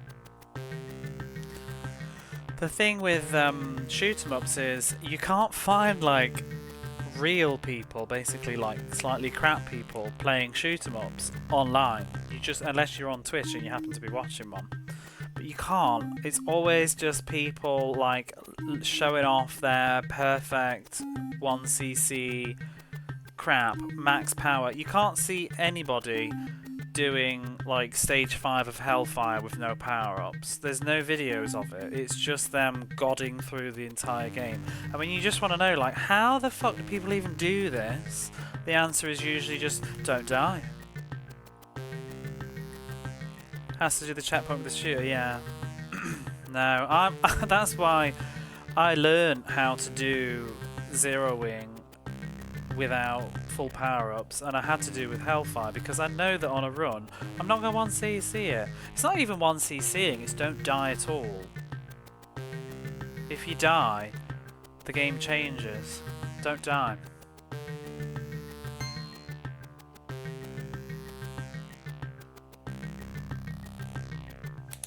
I've always said there's two Hellfires. There's like full power-up Hellfire and then there's no power-up Hellfire, and you have to play completely differently. I actually prefer no power-up Hellfire. I think it's a far more creative and interesting game, but it's tough. Well, certain parts of it I don't enjoy, but a lot of it is actually quite fun to figure out how to do it. Zero Wing's sort of similar. The problem with Zero Wing though is some of it feels incredibly unbalanced for no power. Like the stage 7 is nasty, absolutely nasty without power-ups, and then the first like minute or two of stage 8 is horrible. And Rage Quit Hellfire, yes, can do that as well. But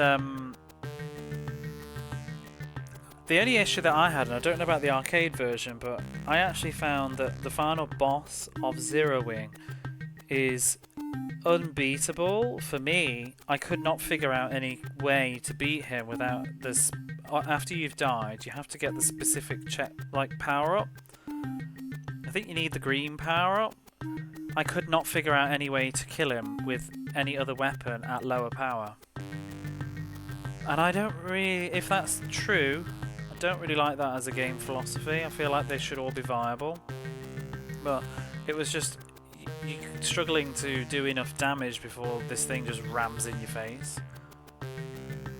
Did you beat MK2? I did. It was absolutely awful. That was a nasty game. That was probably one of the worst times playing a fighter I've had so far. It's Because Time Killers was bad, but it wasn't anywhere near as hard as Mortal Kombat 2.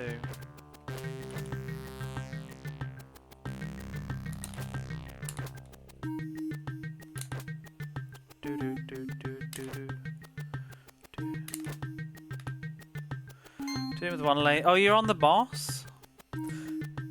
You're on the final boss. You can do it with one laser, but it's basically stay alive. It's just when he goes into his final bit, he throws like 2 big ball things at you, and I couldn't kill one of them with a laser in time. It just smashed me in the face. Every time I tried. But I'm playing the Mega Drive version, so maybe there's a slight difference. I see the Mega Drive version has fixed credits.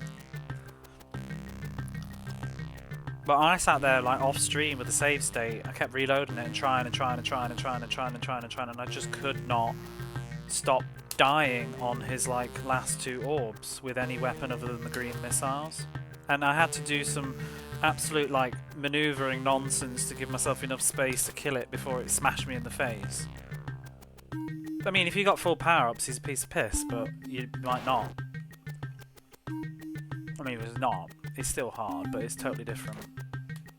It doesn't feel like it's been balanced at all. Although the interesting thing with Zero Wing is it does scale.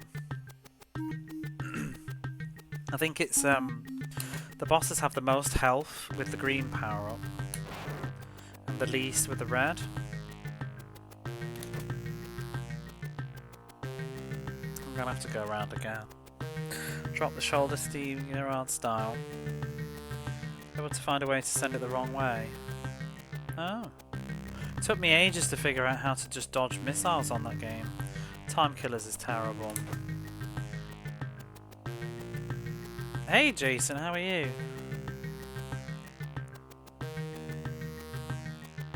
We've got Time Killers here, where is it?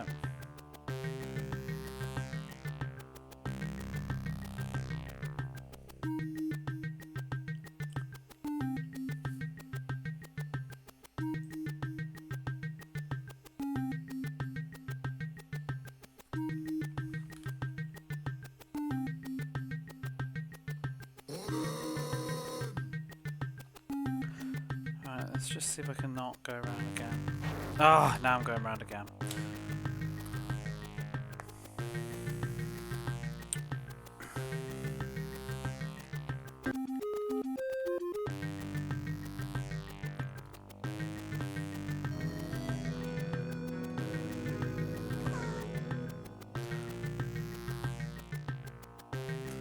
Let's go around again.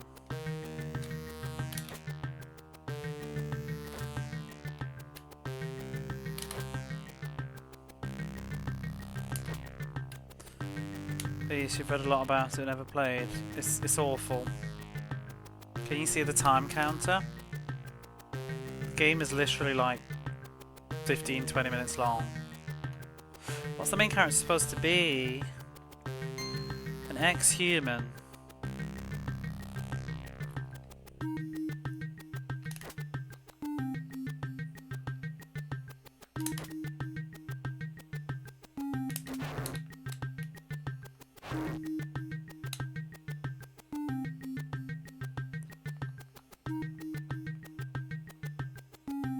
Supposed to be a human baby or something that was changed into a demon, but didn't know that he was changed into a demon, and then was this sort of warrior slave for this beast lord, but then regained its human memories, and now, I don't know, is like real pissed about it. Yu Yu Hakusho. I don't really like I like fighters on 2-player, but I don't really enjoy them on 1-player in this era because the AIs tend to be terrible.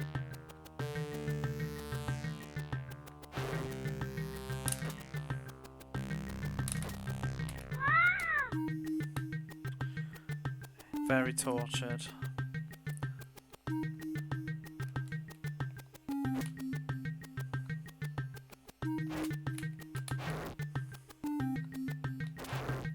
Oh my god.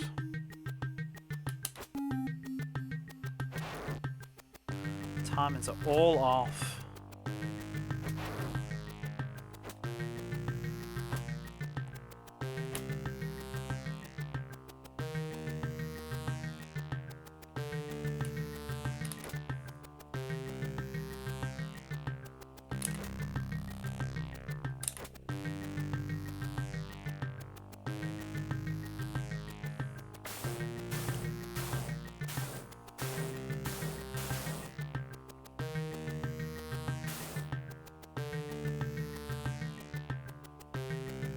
Oh god, I totally zoned out.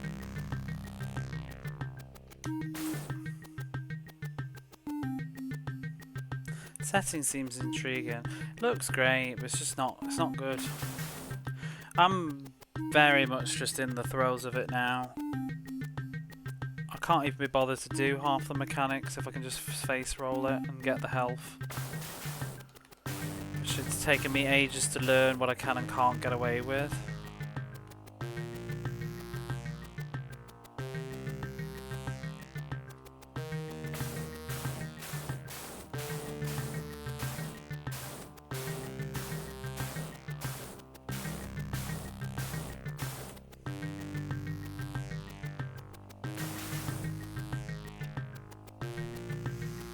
And now I need to concentrate a bit as we go for the victory lap.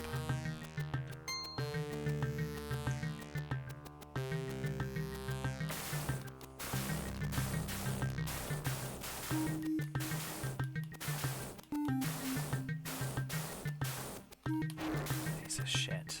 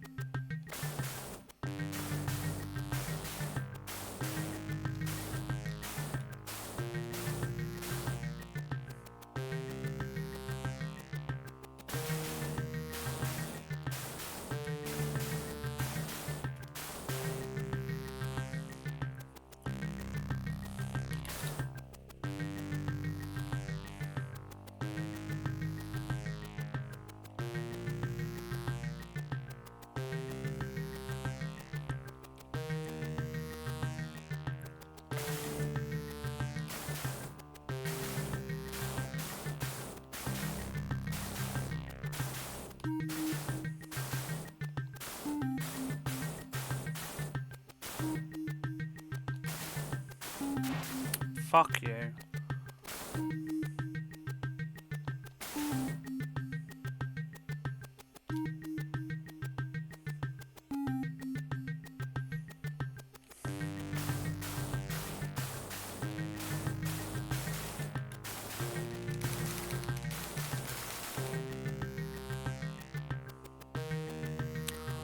Loads of the hitboxes are trash.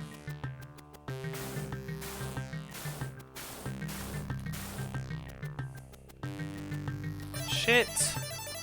Oof.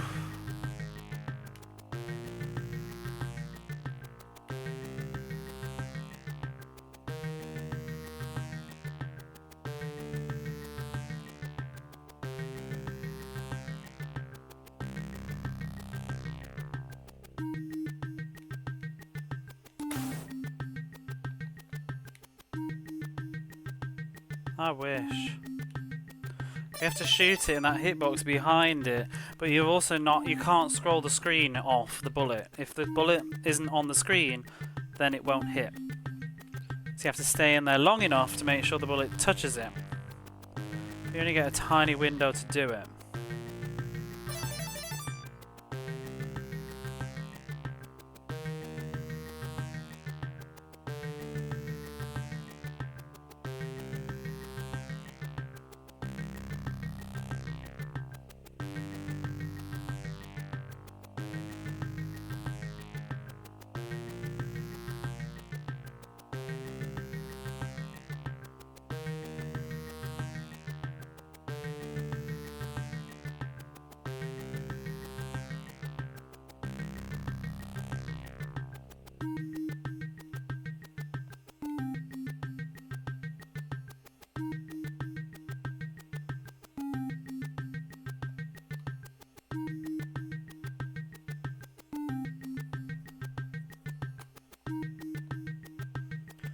God.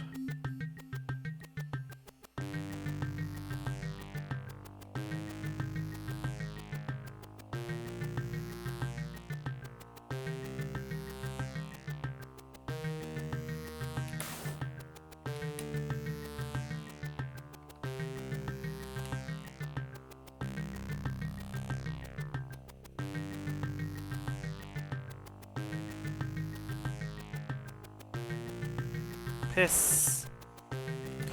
Whatever. He'll be fine.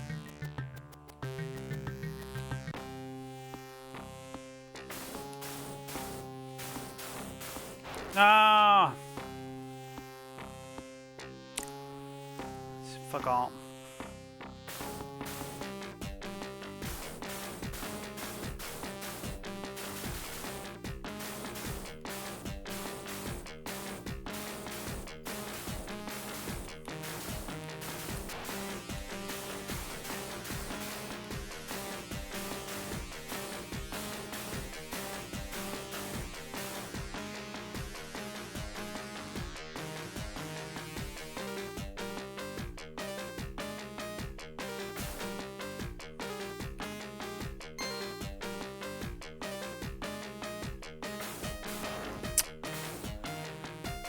I'm just forgetting shit. Oh my god.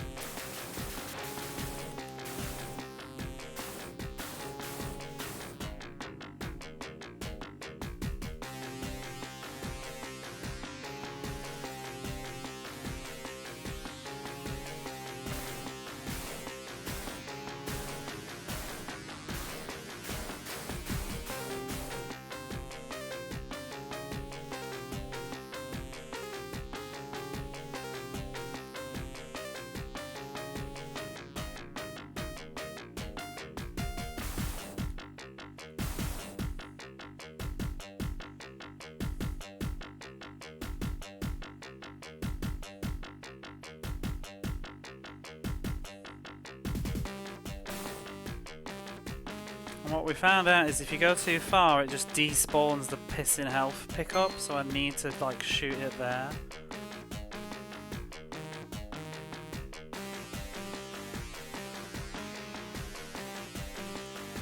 Or maybe it was this one that despawned.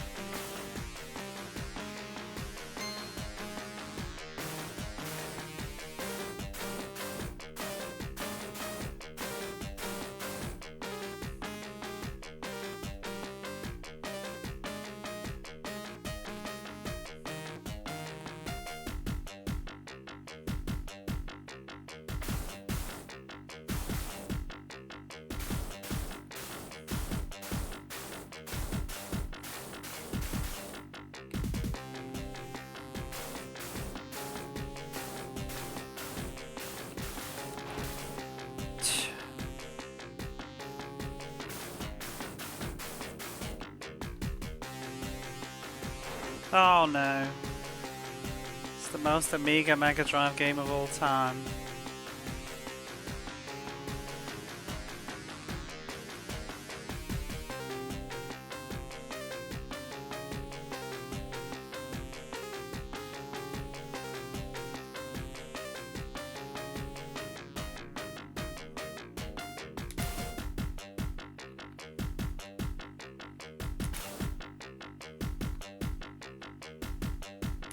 I need to make sure I don't clip that spike on the top. Oh my god, I'm scrolling the bullet off.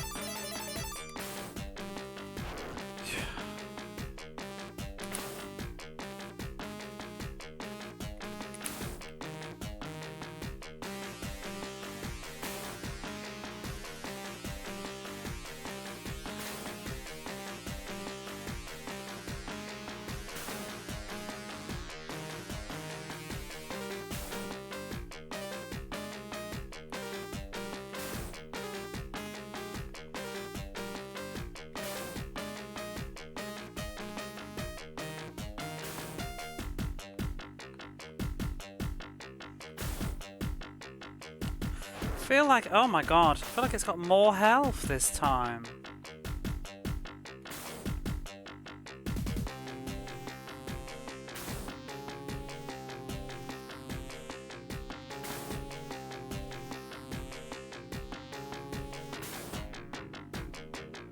That's not good. That's rubbish.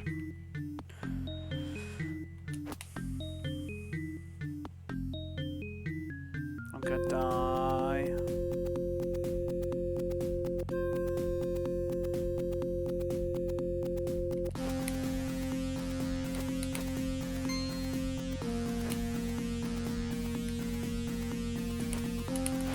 Piss.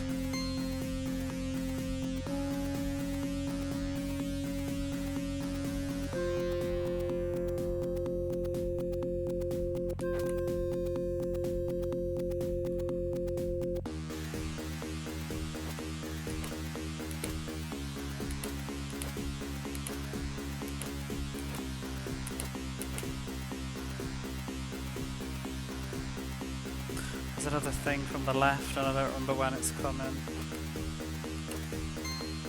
No!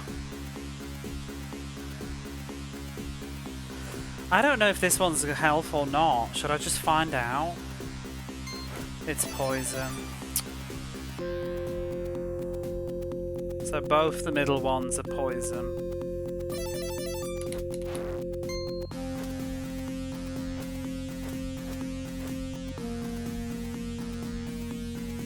At least I know for next time. This wasn't a good run anyway.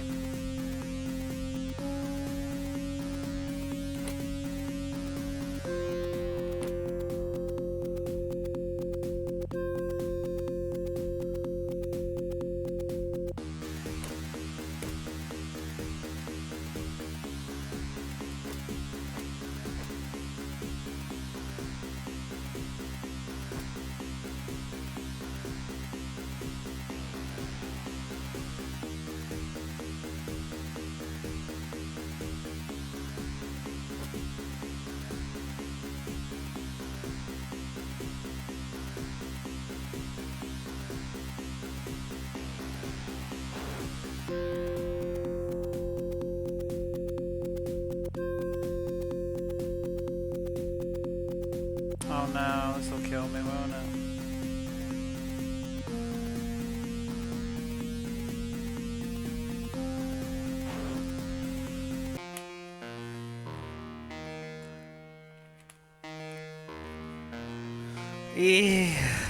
I need to clean up that hot mess that was that shooting section. I feel like that boss took way more damage than before though. Like, I have a niggling suspicion that it's draining my health. I feel like it only took about 5 hits the previous run. That was not progress. I got further than that the previous run. But we learned that the middle potion is also poison. They're both poison.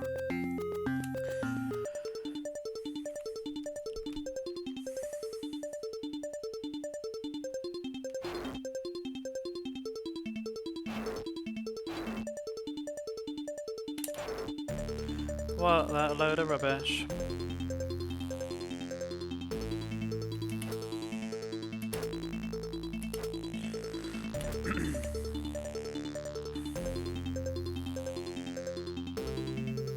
Yeah, Quantum, this game has like one life and you have to redo the entire game. And every single time you die, it's really easy to die. The game is full of just tedious memorization and split-second reflexes. But then you eventually figure out that actually you can just walk through a lot of the shit because there's a potion. Hey G, how are you? I'm getting there with this. Almost at the end now. I hope. There can't be any more, surely. I know that on a video, I looked it up last night on a video, the space shooting bit, like, it looked like there was only like 3 minutes left of the video, so it really must be nearly done. Surely!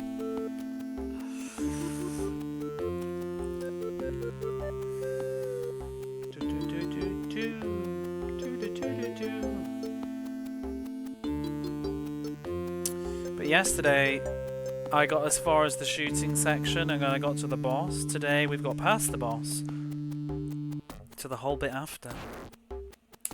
And the day before yesterday I got as far as picking up the gun. So every 4 hours, you know, we do another 2 minutes of gameplay.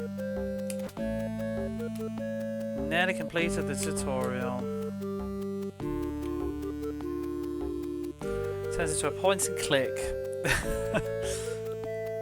That would be nice. Made it home, just catching up with things.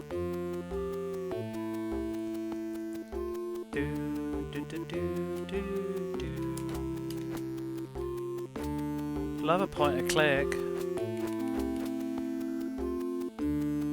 I have no mouth, but I must scream. Something like that. Would sum up how I feel.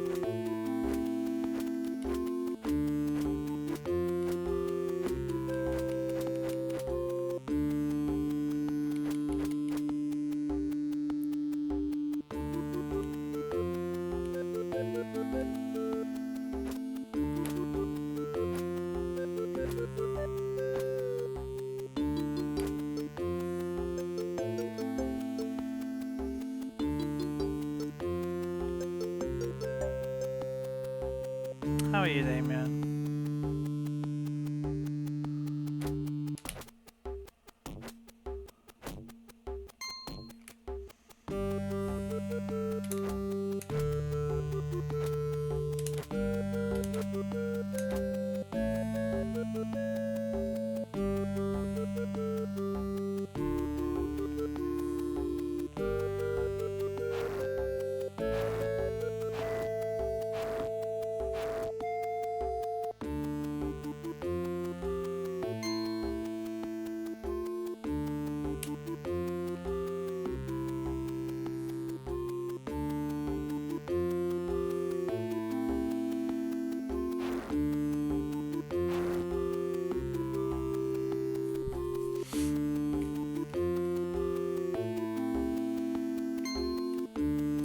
With work, cheering me on, thank you. Yes, it's becoming rather iconic, isn't it, this game? And yet it's still early days, we've still not even hit the 20-hour mark, but it feels like 30. It feels so much longer than it is. I think it's just because it's so short. Like, maybe I should have done a counter or something, because I don't know how many times I've done this damn tree area at the start at this point. You know, it's like every 15 minutes I'm redoing this sodding bit. Why am I bothering?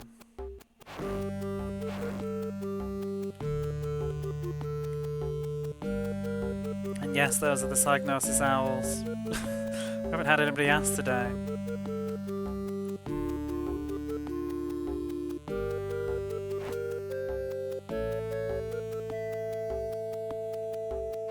There we are. You missed it yesterday, Broccoli. Somebody else asked, but you weren't there. You should have asked.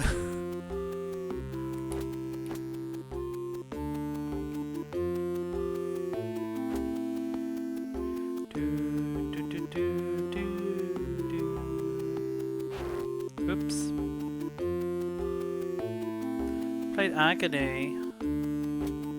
Game that stars the owl. Oh yeah, I've heard of that one. There's another shooter though, isn't it? Onslaught. Is it Onslaught that's on the Amiga? I'm pretty sure that that thing in the castle that's dropping electric bomb things is probably from that. I don't know. I watched Techie Ron play some of Agony.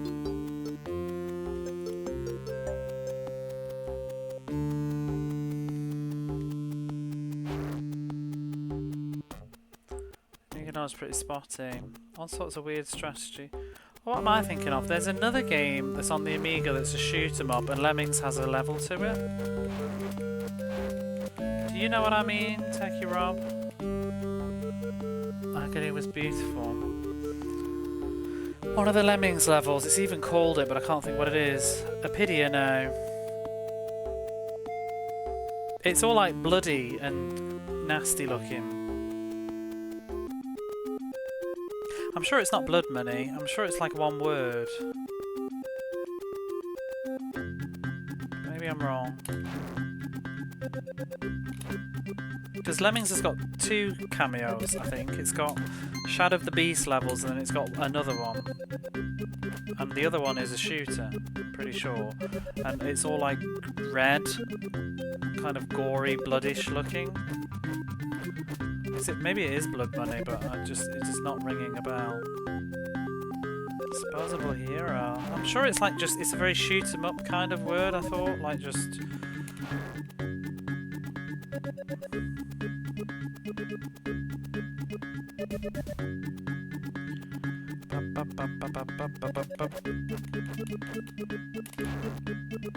A beast of a level, a beast 2 of a level. Yeah, that's the shadow of a beast, isn't it? Have a look.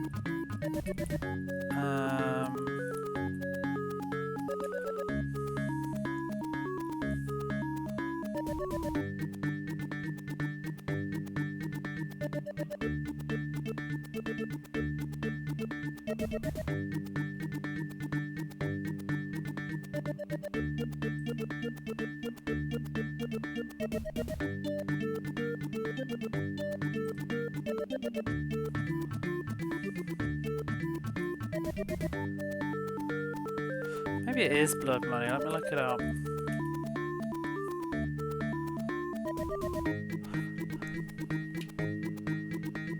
Oh, maybe it is this. Maybe you're right. It certainly looks similar.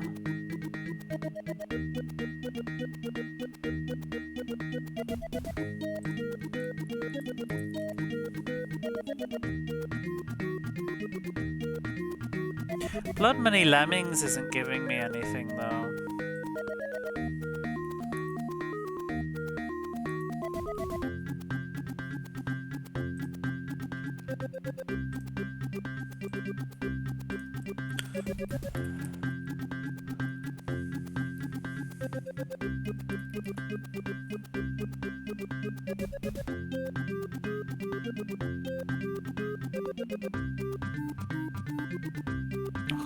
Why can't I find... Menace? Was it just Menace?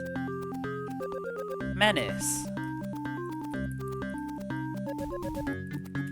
I think it's Menace.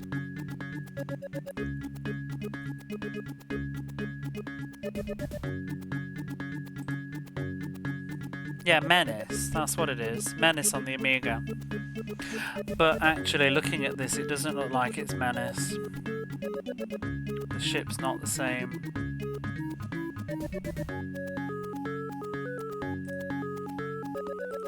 Menace came first then, oh, are they related? But yeah, Menace is the Lemmings level.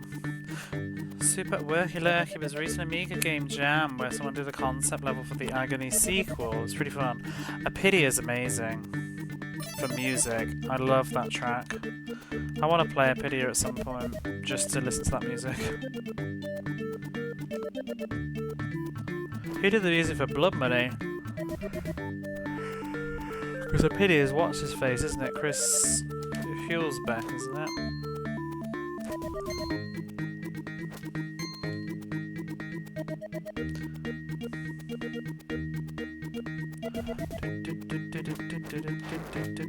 I still can't like stop hearing the hustle in this.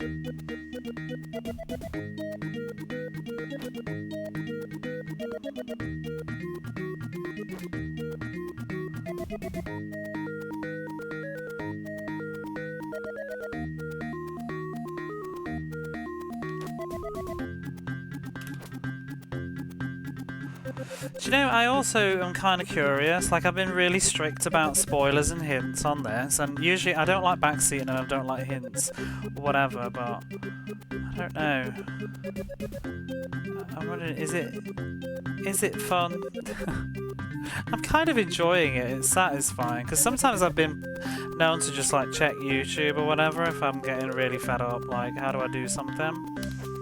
But it's kind of fun just... Well, I say fun, I don't know if I mean fun, but smashing my head into this over and over again. I think it suits this kind of game well. Because what I'd often do with shoot-em-ups or something is I'd practice, like, drop a save state and practice a difficult bit offline or something. I haven't done that with this though. Every time I'm live with this, that's just all it is. Satisfying to overcome pure rigory. Yeah, it's just figuring shit out on this is really interesting. Like I think today I've only just sort of figured out that the bullets are despawning if I scroll the screen, and that's why it's not working. and that I think the enemies have priority. When there's certain enemies on screen, other ones can't spawn. If you know it well, you can do it in 40-ish non-speedrunning strats. It's not even 40. It's like less than 30 minutes long. This game. I missed the timing for that. Ba-ba-ba-ba-ba-ba-bum. I watched a bit of footage on YouTube after I've done bits though, and it was interesting to see. You know, there's the long play channel on YouTube, the most famous one, but they use tools and save states though, so it's not really reliable. But they seem to just like jump into the middle of this thing. But I tried that and it would not work for me. I found this works better. Well, not that or that, but to be like just try and run ahead of it, or that. But I'm on the wrong timing, and this isn't lining up at all. But I have enough health, so it doesn't matter. Yeah, he was like jumping into the middle of it, but I just found it lingered for too long. And also, he drops it on your head sometimes if you're not moving fast enough.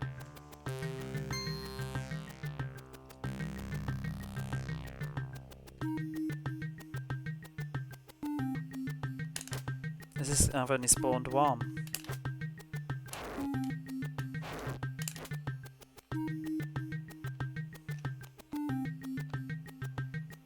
This is one of the most irritating enemies in the entire game, this thing. Oh, it does my pissing head in. Most ridiculous hitbox.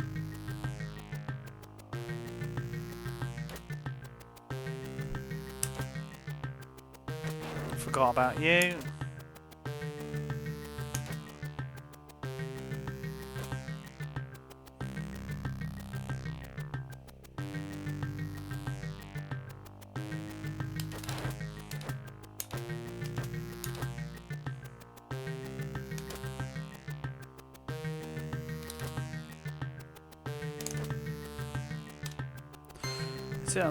They're doing it on the Mega Drive.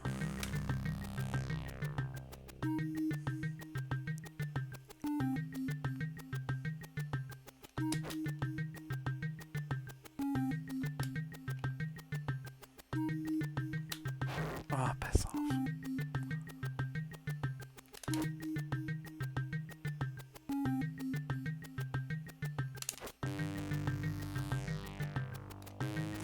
With a great enemy variety. Yeah, that is true, but also at the same time, I've said before, the enemies are basically all the same thing. It's just rectangles flying at you, and squares. And some of the enemies are just palette swaps. At least they've been creative with how they look, but they don't actually have any different real behaviour patterns. I'm going to go around again, because 6 makes me a bit nervous. But you are essentially just punching rectangles that fly across the screen over and over and over again.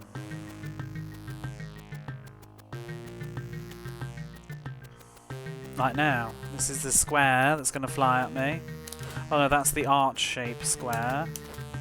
And then we've got the true square, and another square. Then we've got a tiny rectangle. Oops.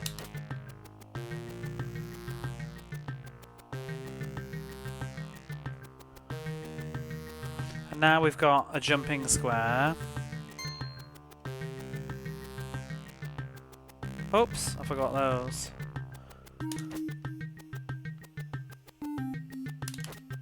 And then big rectangles.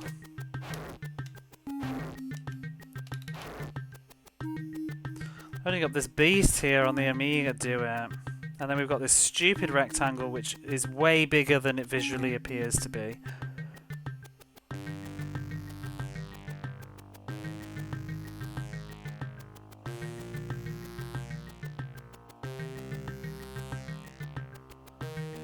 And we've got jumping rectangle.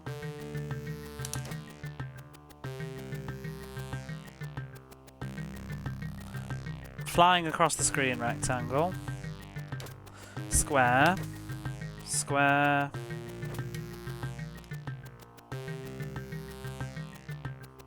Crawling square. Bobbing up and down rectangles. Square. And another square. And then we got squares coming from the left and gigantic squares jumping from the right.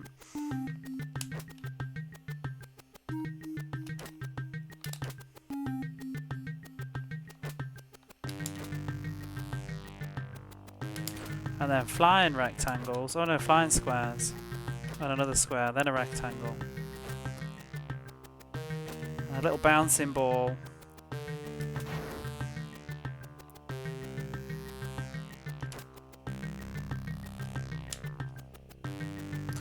Got a big rectangle.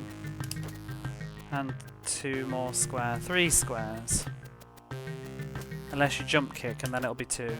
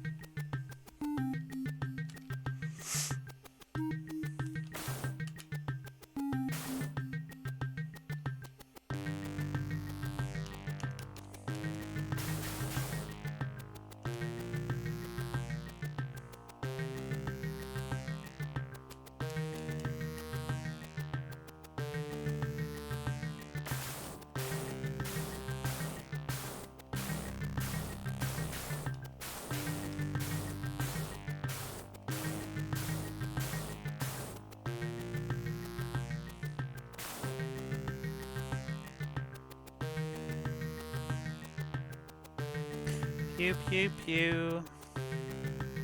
Alright, time to focus.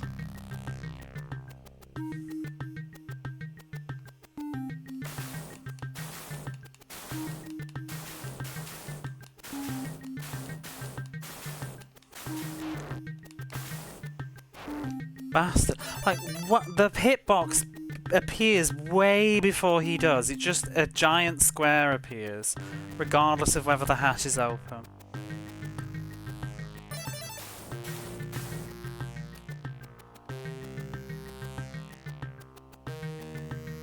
Oh, that's a bit short. Good luck, thank you.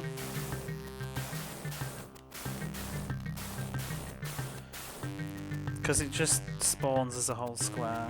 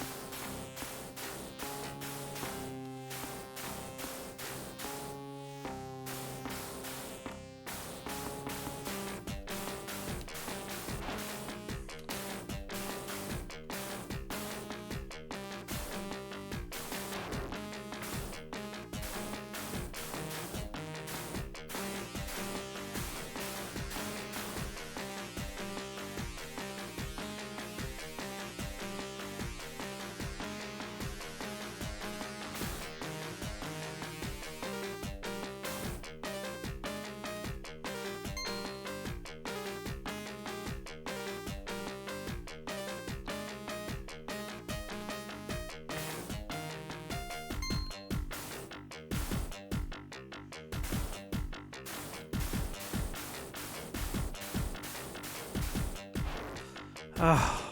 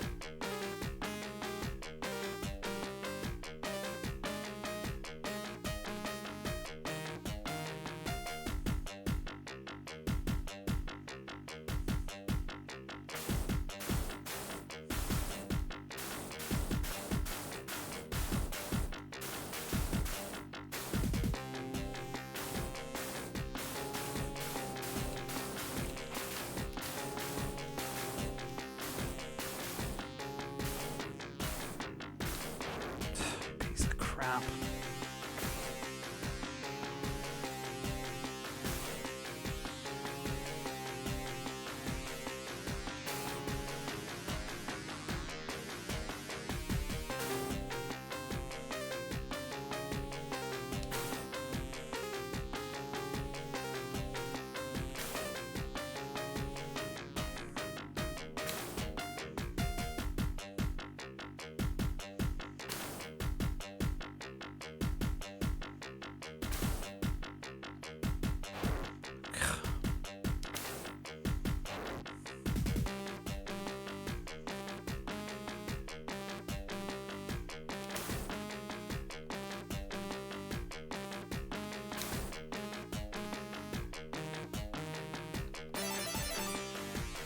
Hey Goatee. Thank you for the raid. I have to pause. How are you?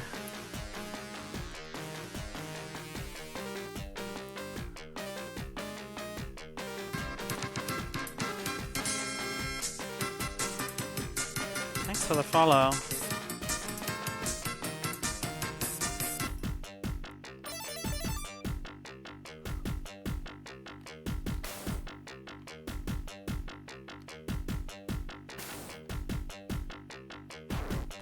Alex.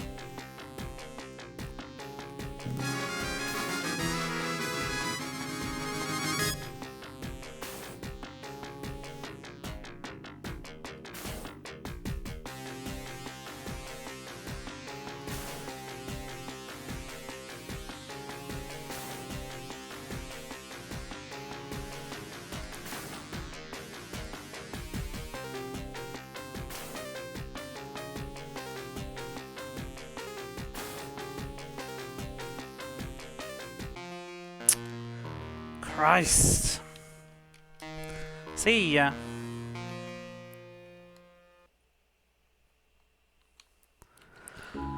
I don't know how many runs I've got left tonight anyway. But yeah, thank you for the raid.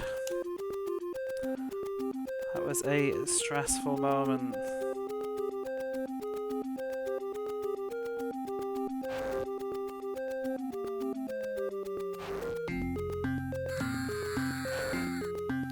I need to just clean up that whole... I need to stop face rolling that dragon.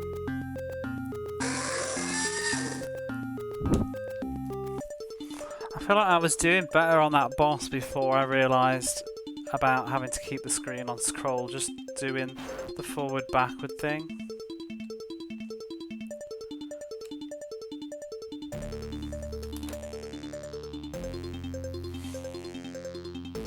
Yeah, I did it so much better the first time tonight. And I've just been clipping on the spikes ever since.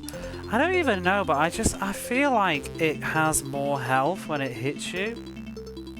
Because I swear it just went down after like 5-6 shots. But that last time, it was like 8-9 hits.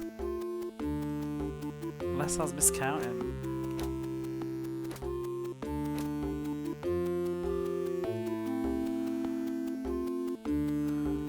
Yeah, I get the impression that Goaty spent a long time with this game too.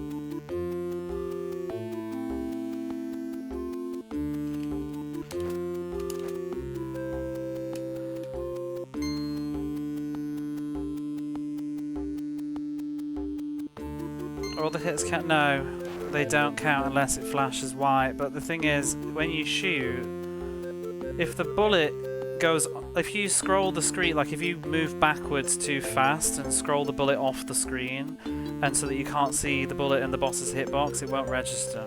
So you have to have the screen scrolled far enough, and also wait for the bullet to connect before you run away. It's the same with the dragon. So whenever it wasn't flashing, I was just missing.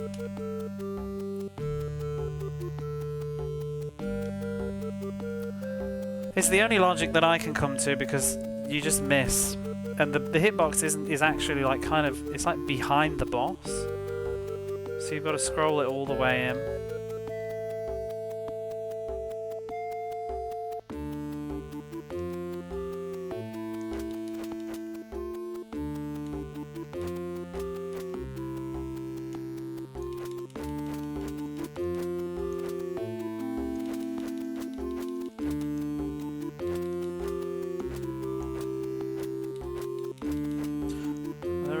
Two weapons. There's only one really. I mean, this is a weapon, I guess, but it's gone now. And there's the power punch, which is also just for one boss. Every boss seems to have a gimmick.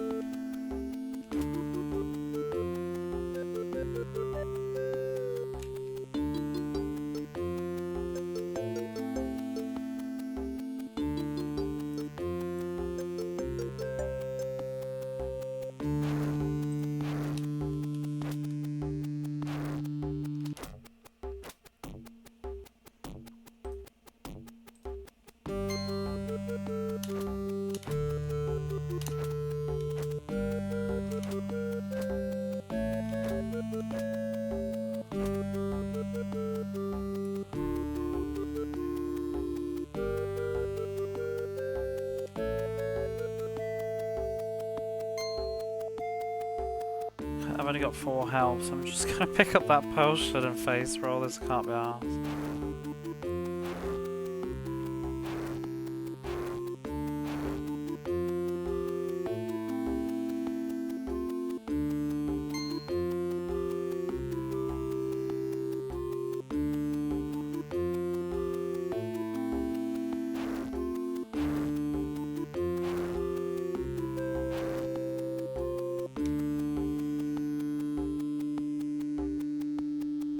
Fist kick gun.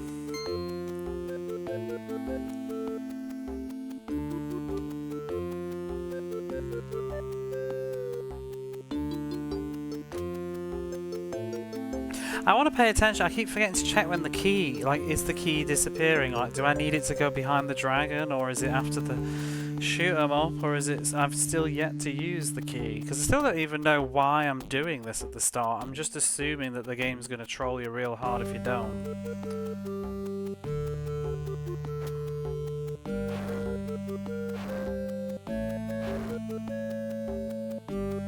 I haven't actually noticed whatever is locking me out.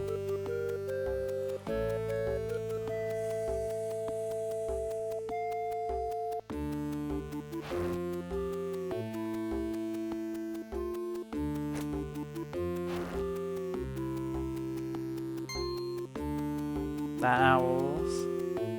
Why do you have that emo? Did you have it before this, or is it because of this game? Well, not before me playing it, but just in general. Oh hey, Retro Hitch. How are you? Ads are playing, but they're about to end. God Panic Raid. What were you up to? I wonder if I can actually do the big shout out because I just did one. Oh, there we go. I saw you doing some PC Engine before I hit go live. Did you find any treats? God Panic. When I get a chance. What is that on? Is that on the PC Engine? What is it?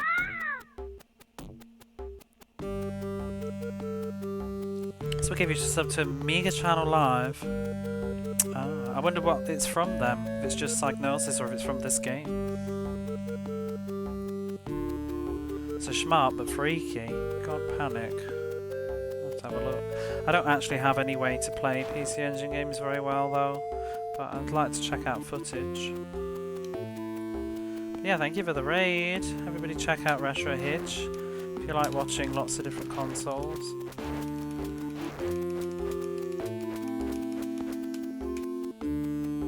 Especially arcade stuff.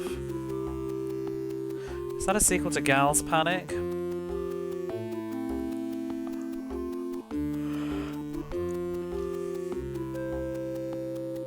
No.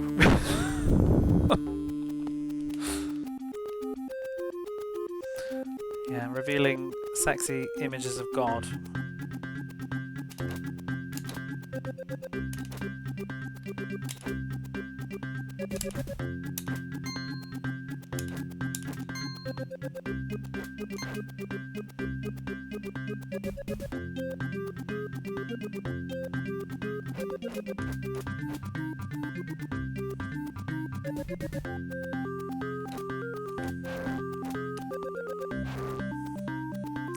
Should hip Jesus in between you. The tunes from Top Gun.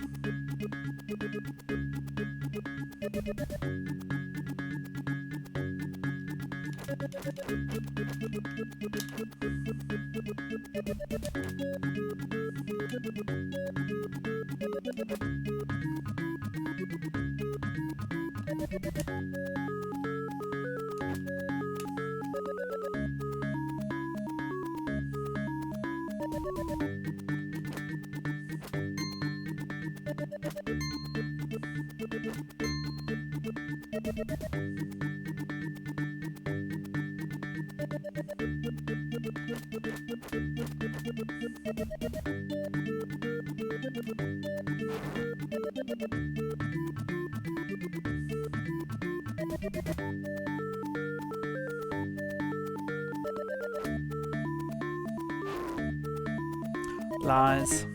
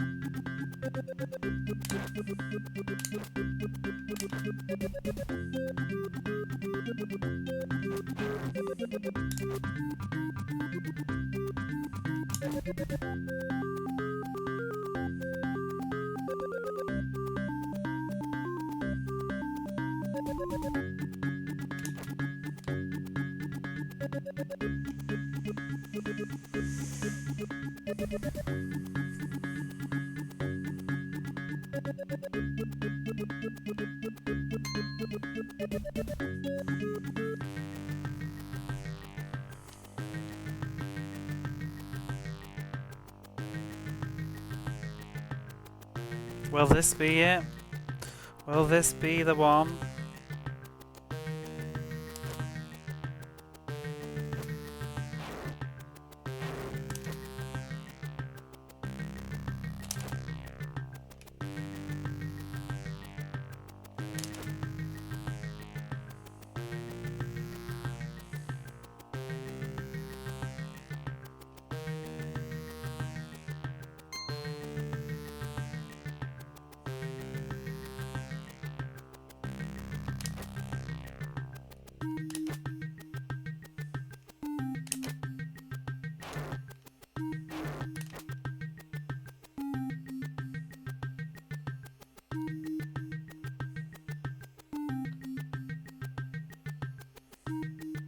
It's kind of not, but it speeds up the process. I'm sick of the game. It depends on the enemy. Some enemies it feels cleaner to do the jump kick. Some enemies I prefer to punch. The axes I prefer to punch. But sometimes I'll jump kick them. But also there's an advantage to jump kicking because it keeps the screen scrolling, so I've sort of figured out that less things will spawn if you speed through. So there's certain examples where the jump kick actually is good. Whoops, it helps if you remember him. At times I forget this thing.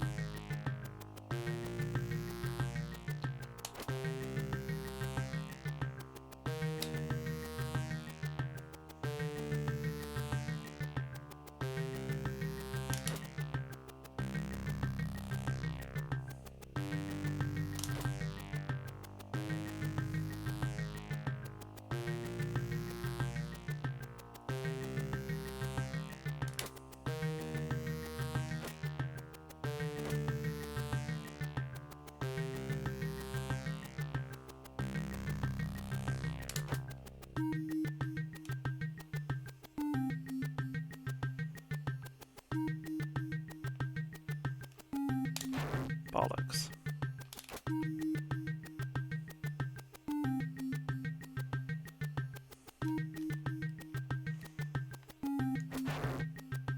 Hate these barrels every fucking time.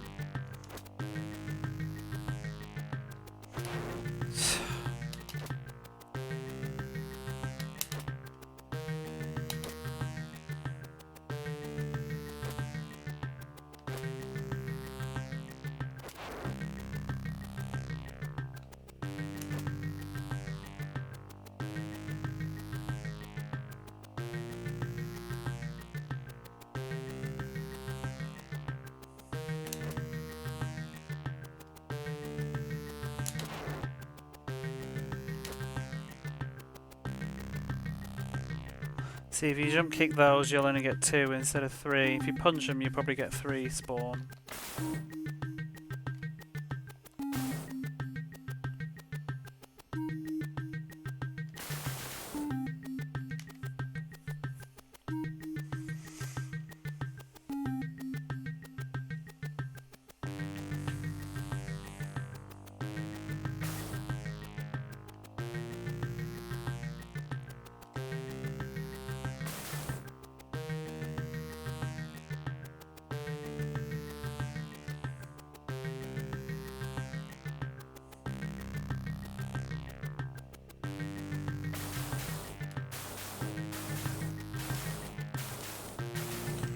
Hello.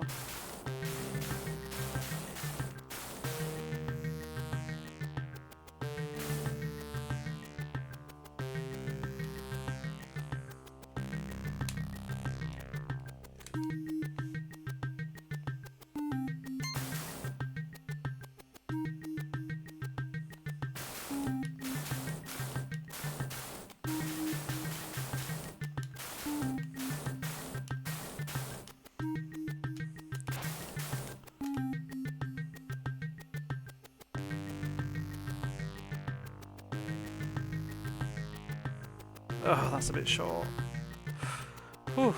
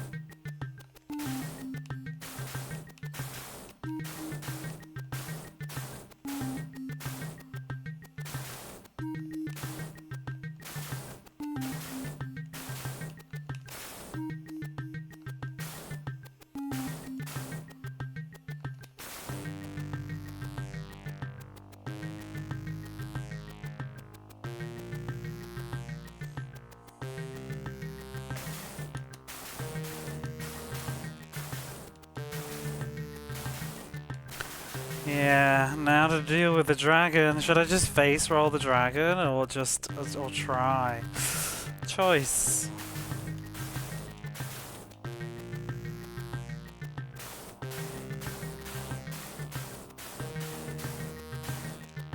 It's a new record.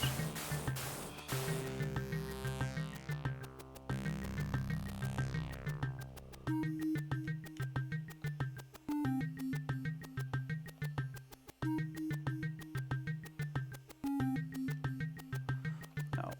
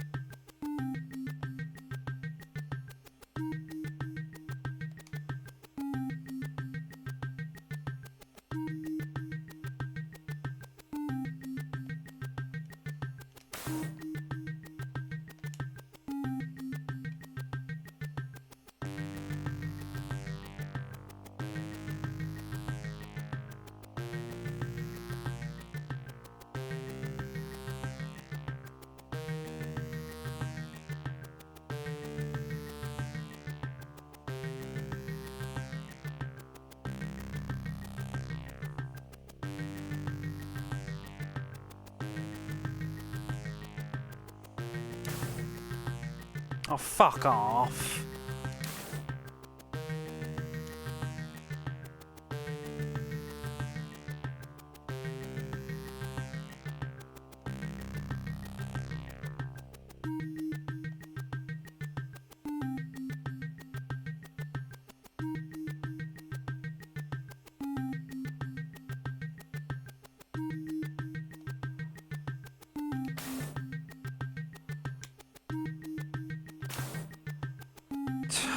Piece of shit.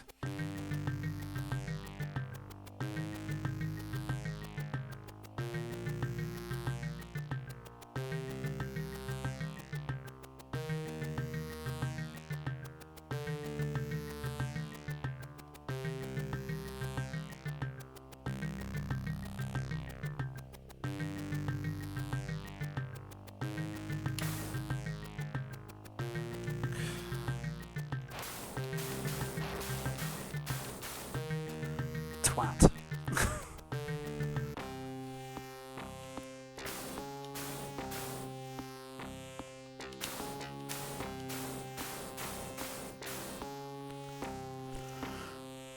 What's next? I can't even remember now.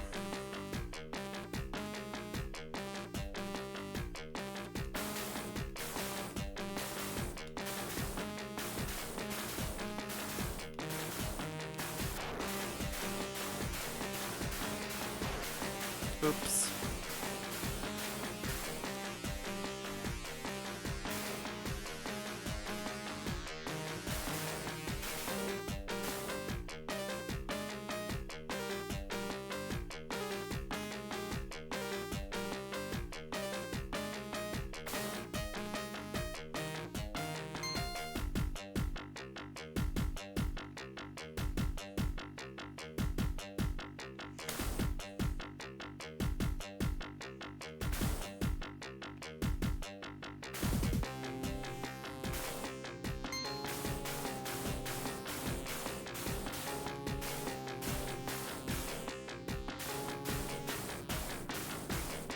Oh, I always forget that.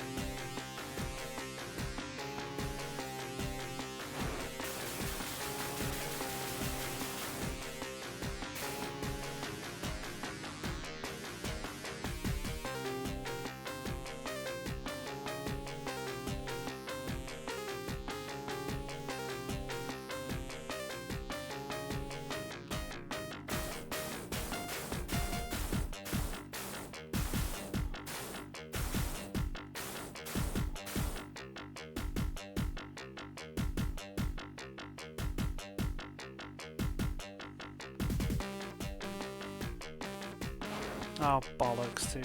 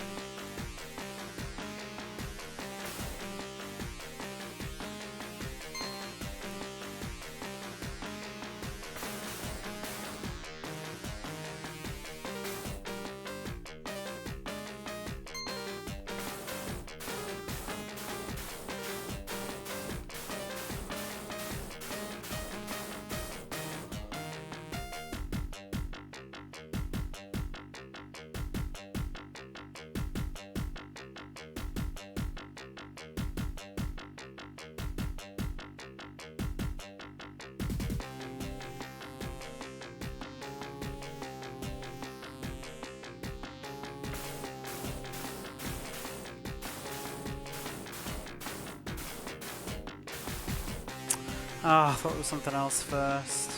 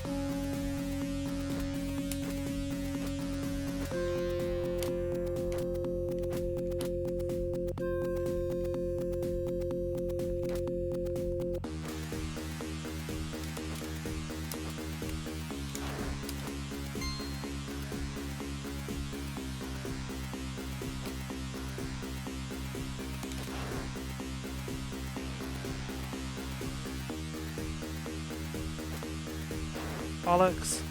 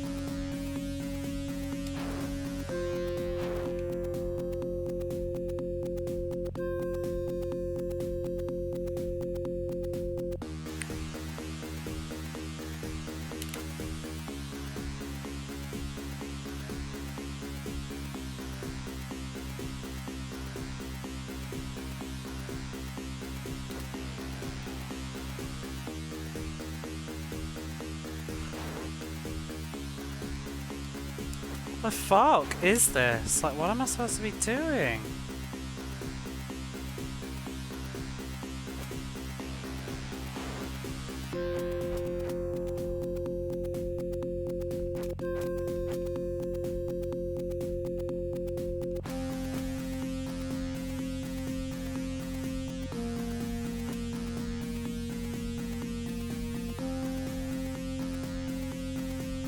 no idea. Please don't tell me. I've said don't say.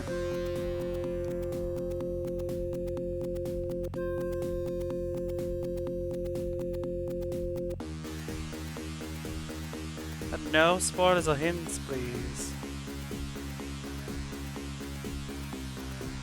Guess I'm gonna do that now.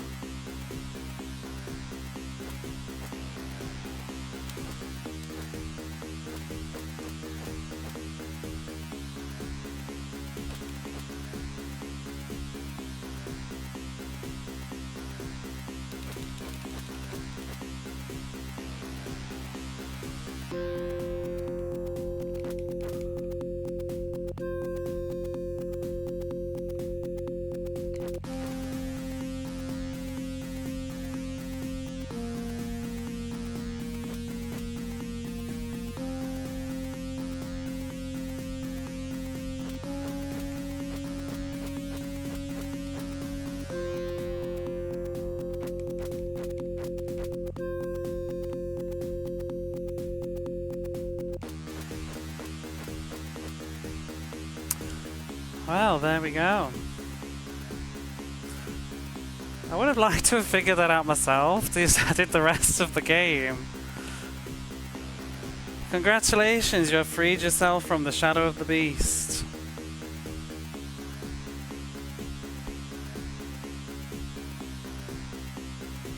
Oh, a little bit anticlimactic there.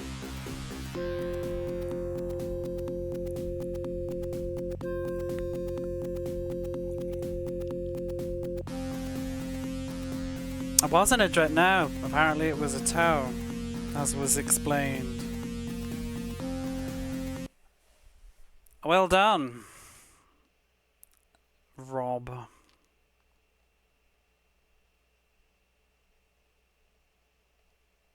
Bob. Final boss was a toe. That's it.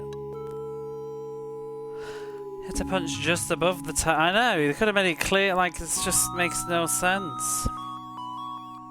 Well, that's that done.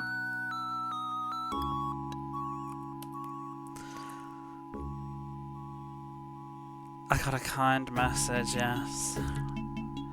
The Beast and Donkey Kong 64, only the finest in artisanal video gaming has you punch a big gross toe. Hey Jiggy, how are you?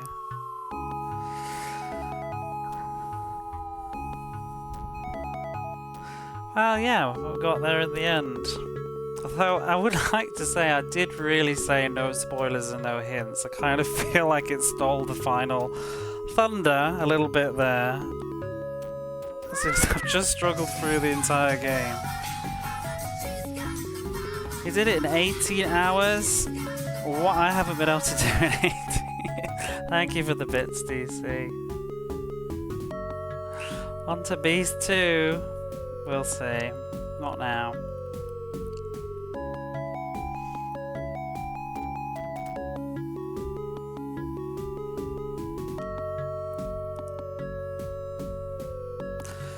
Alright, let's do the spreadsheet. It's 1 in the morning. I can't dilly-dally. I have work tomorrow. Let's get on with it.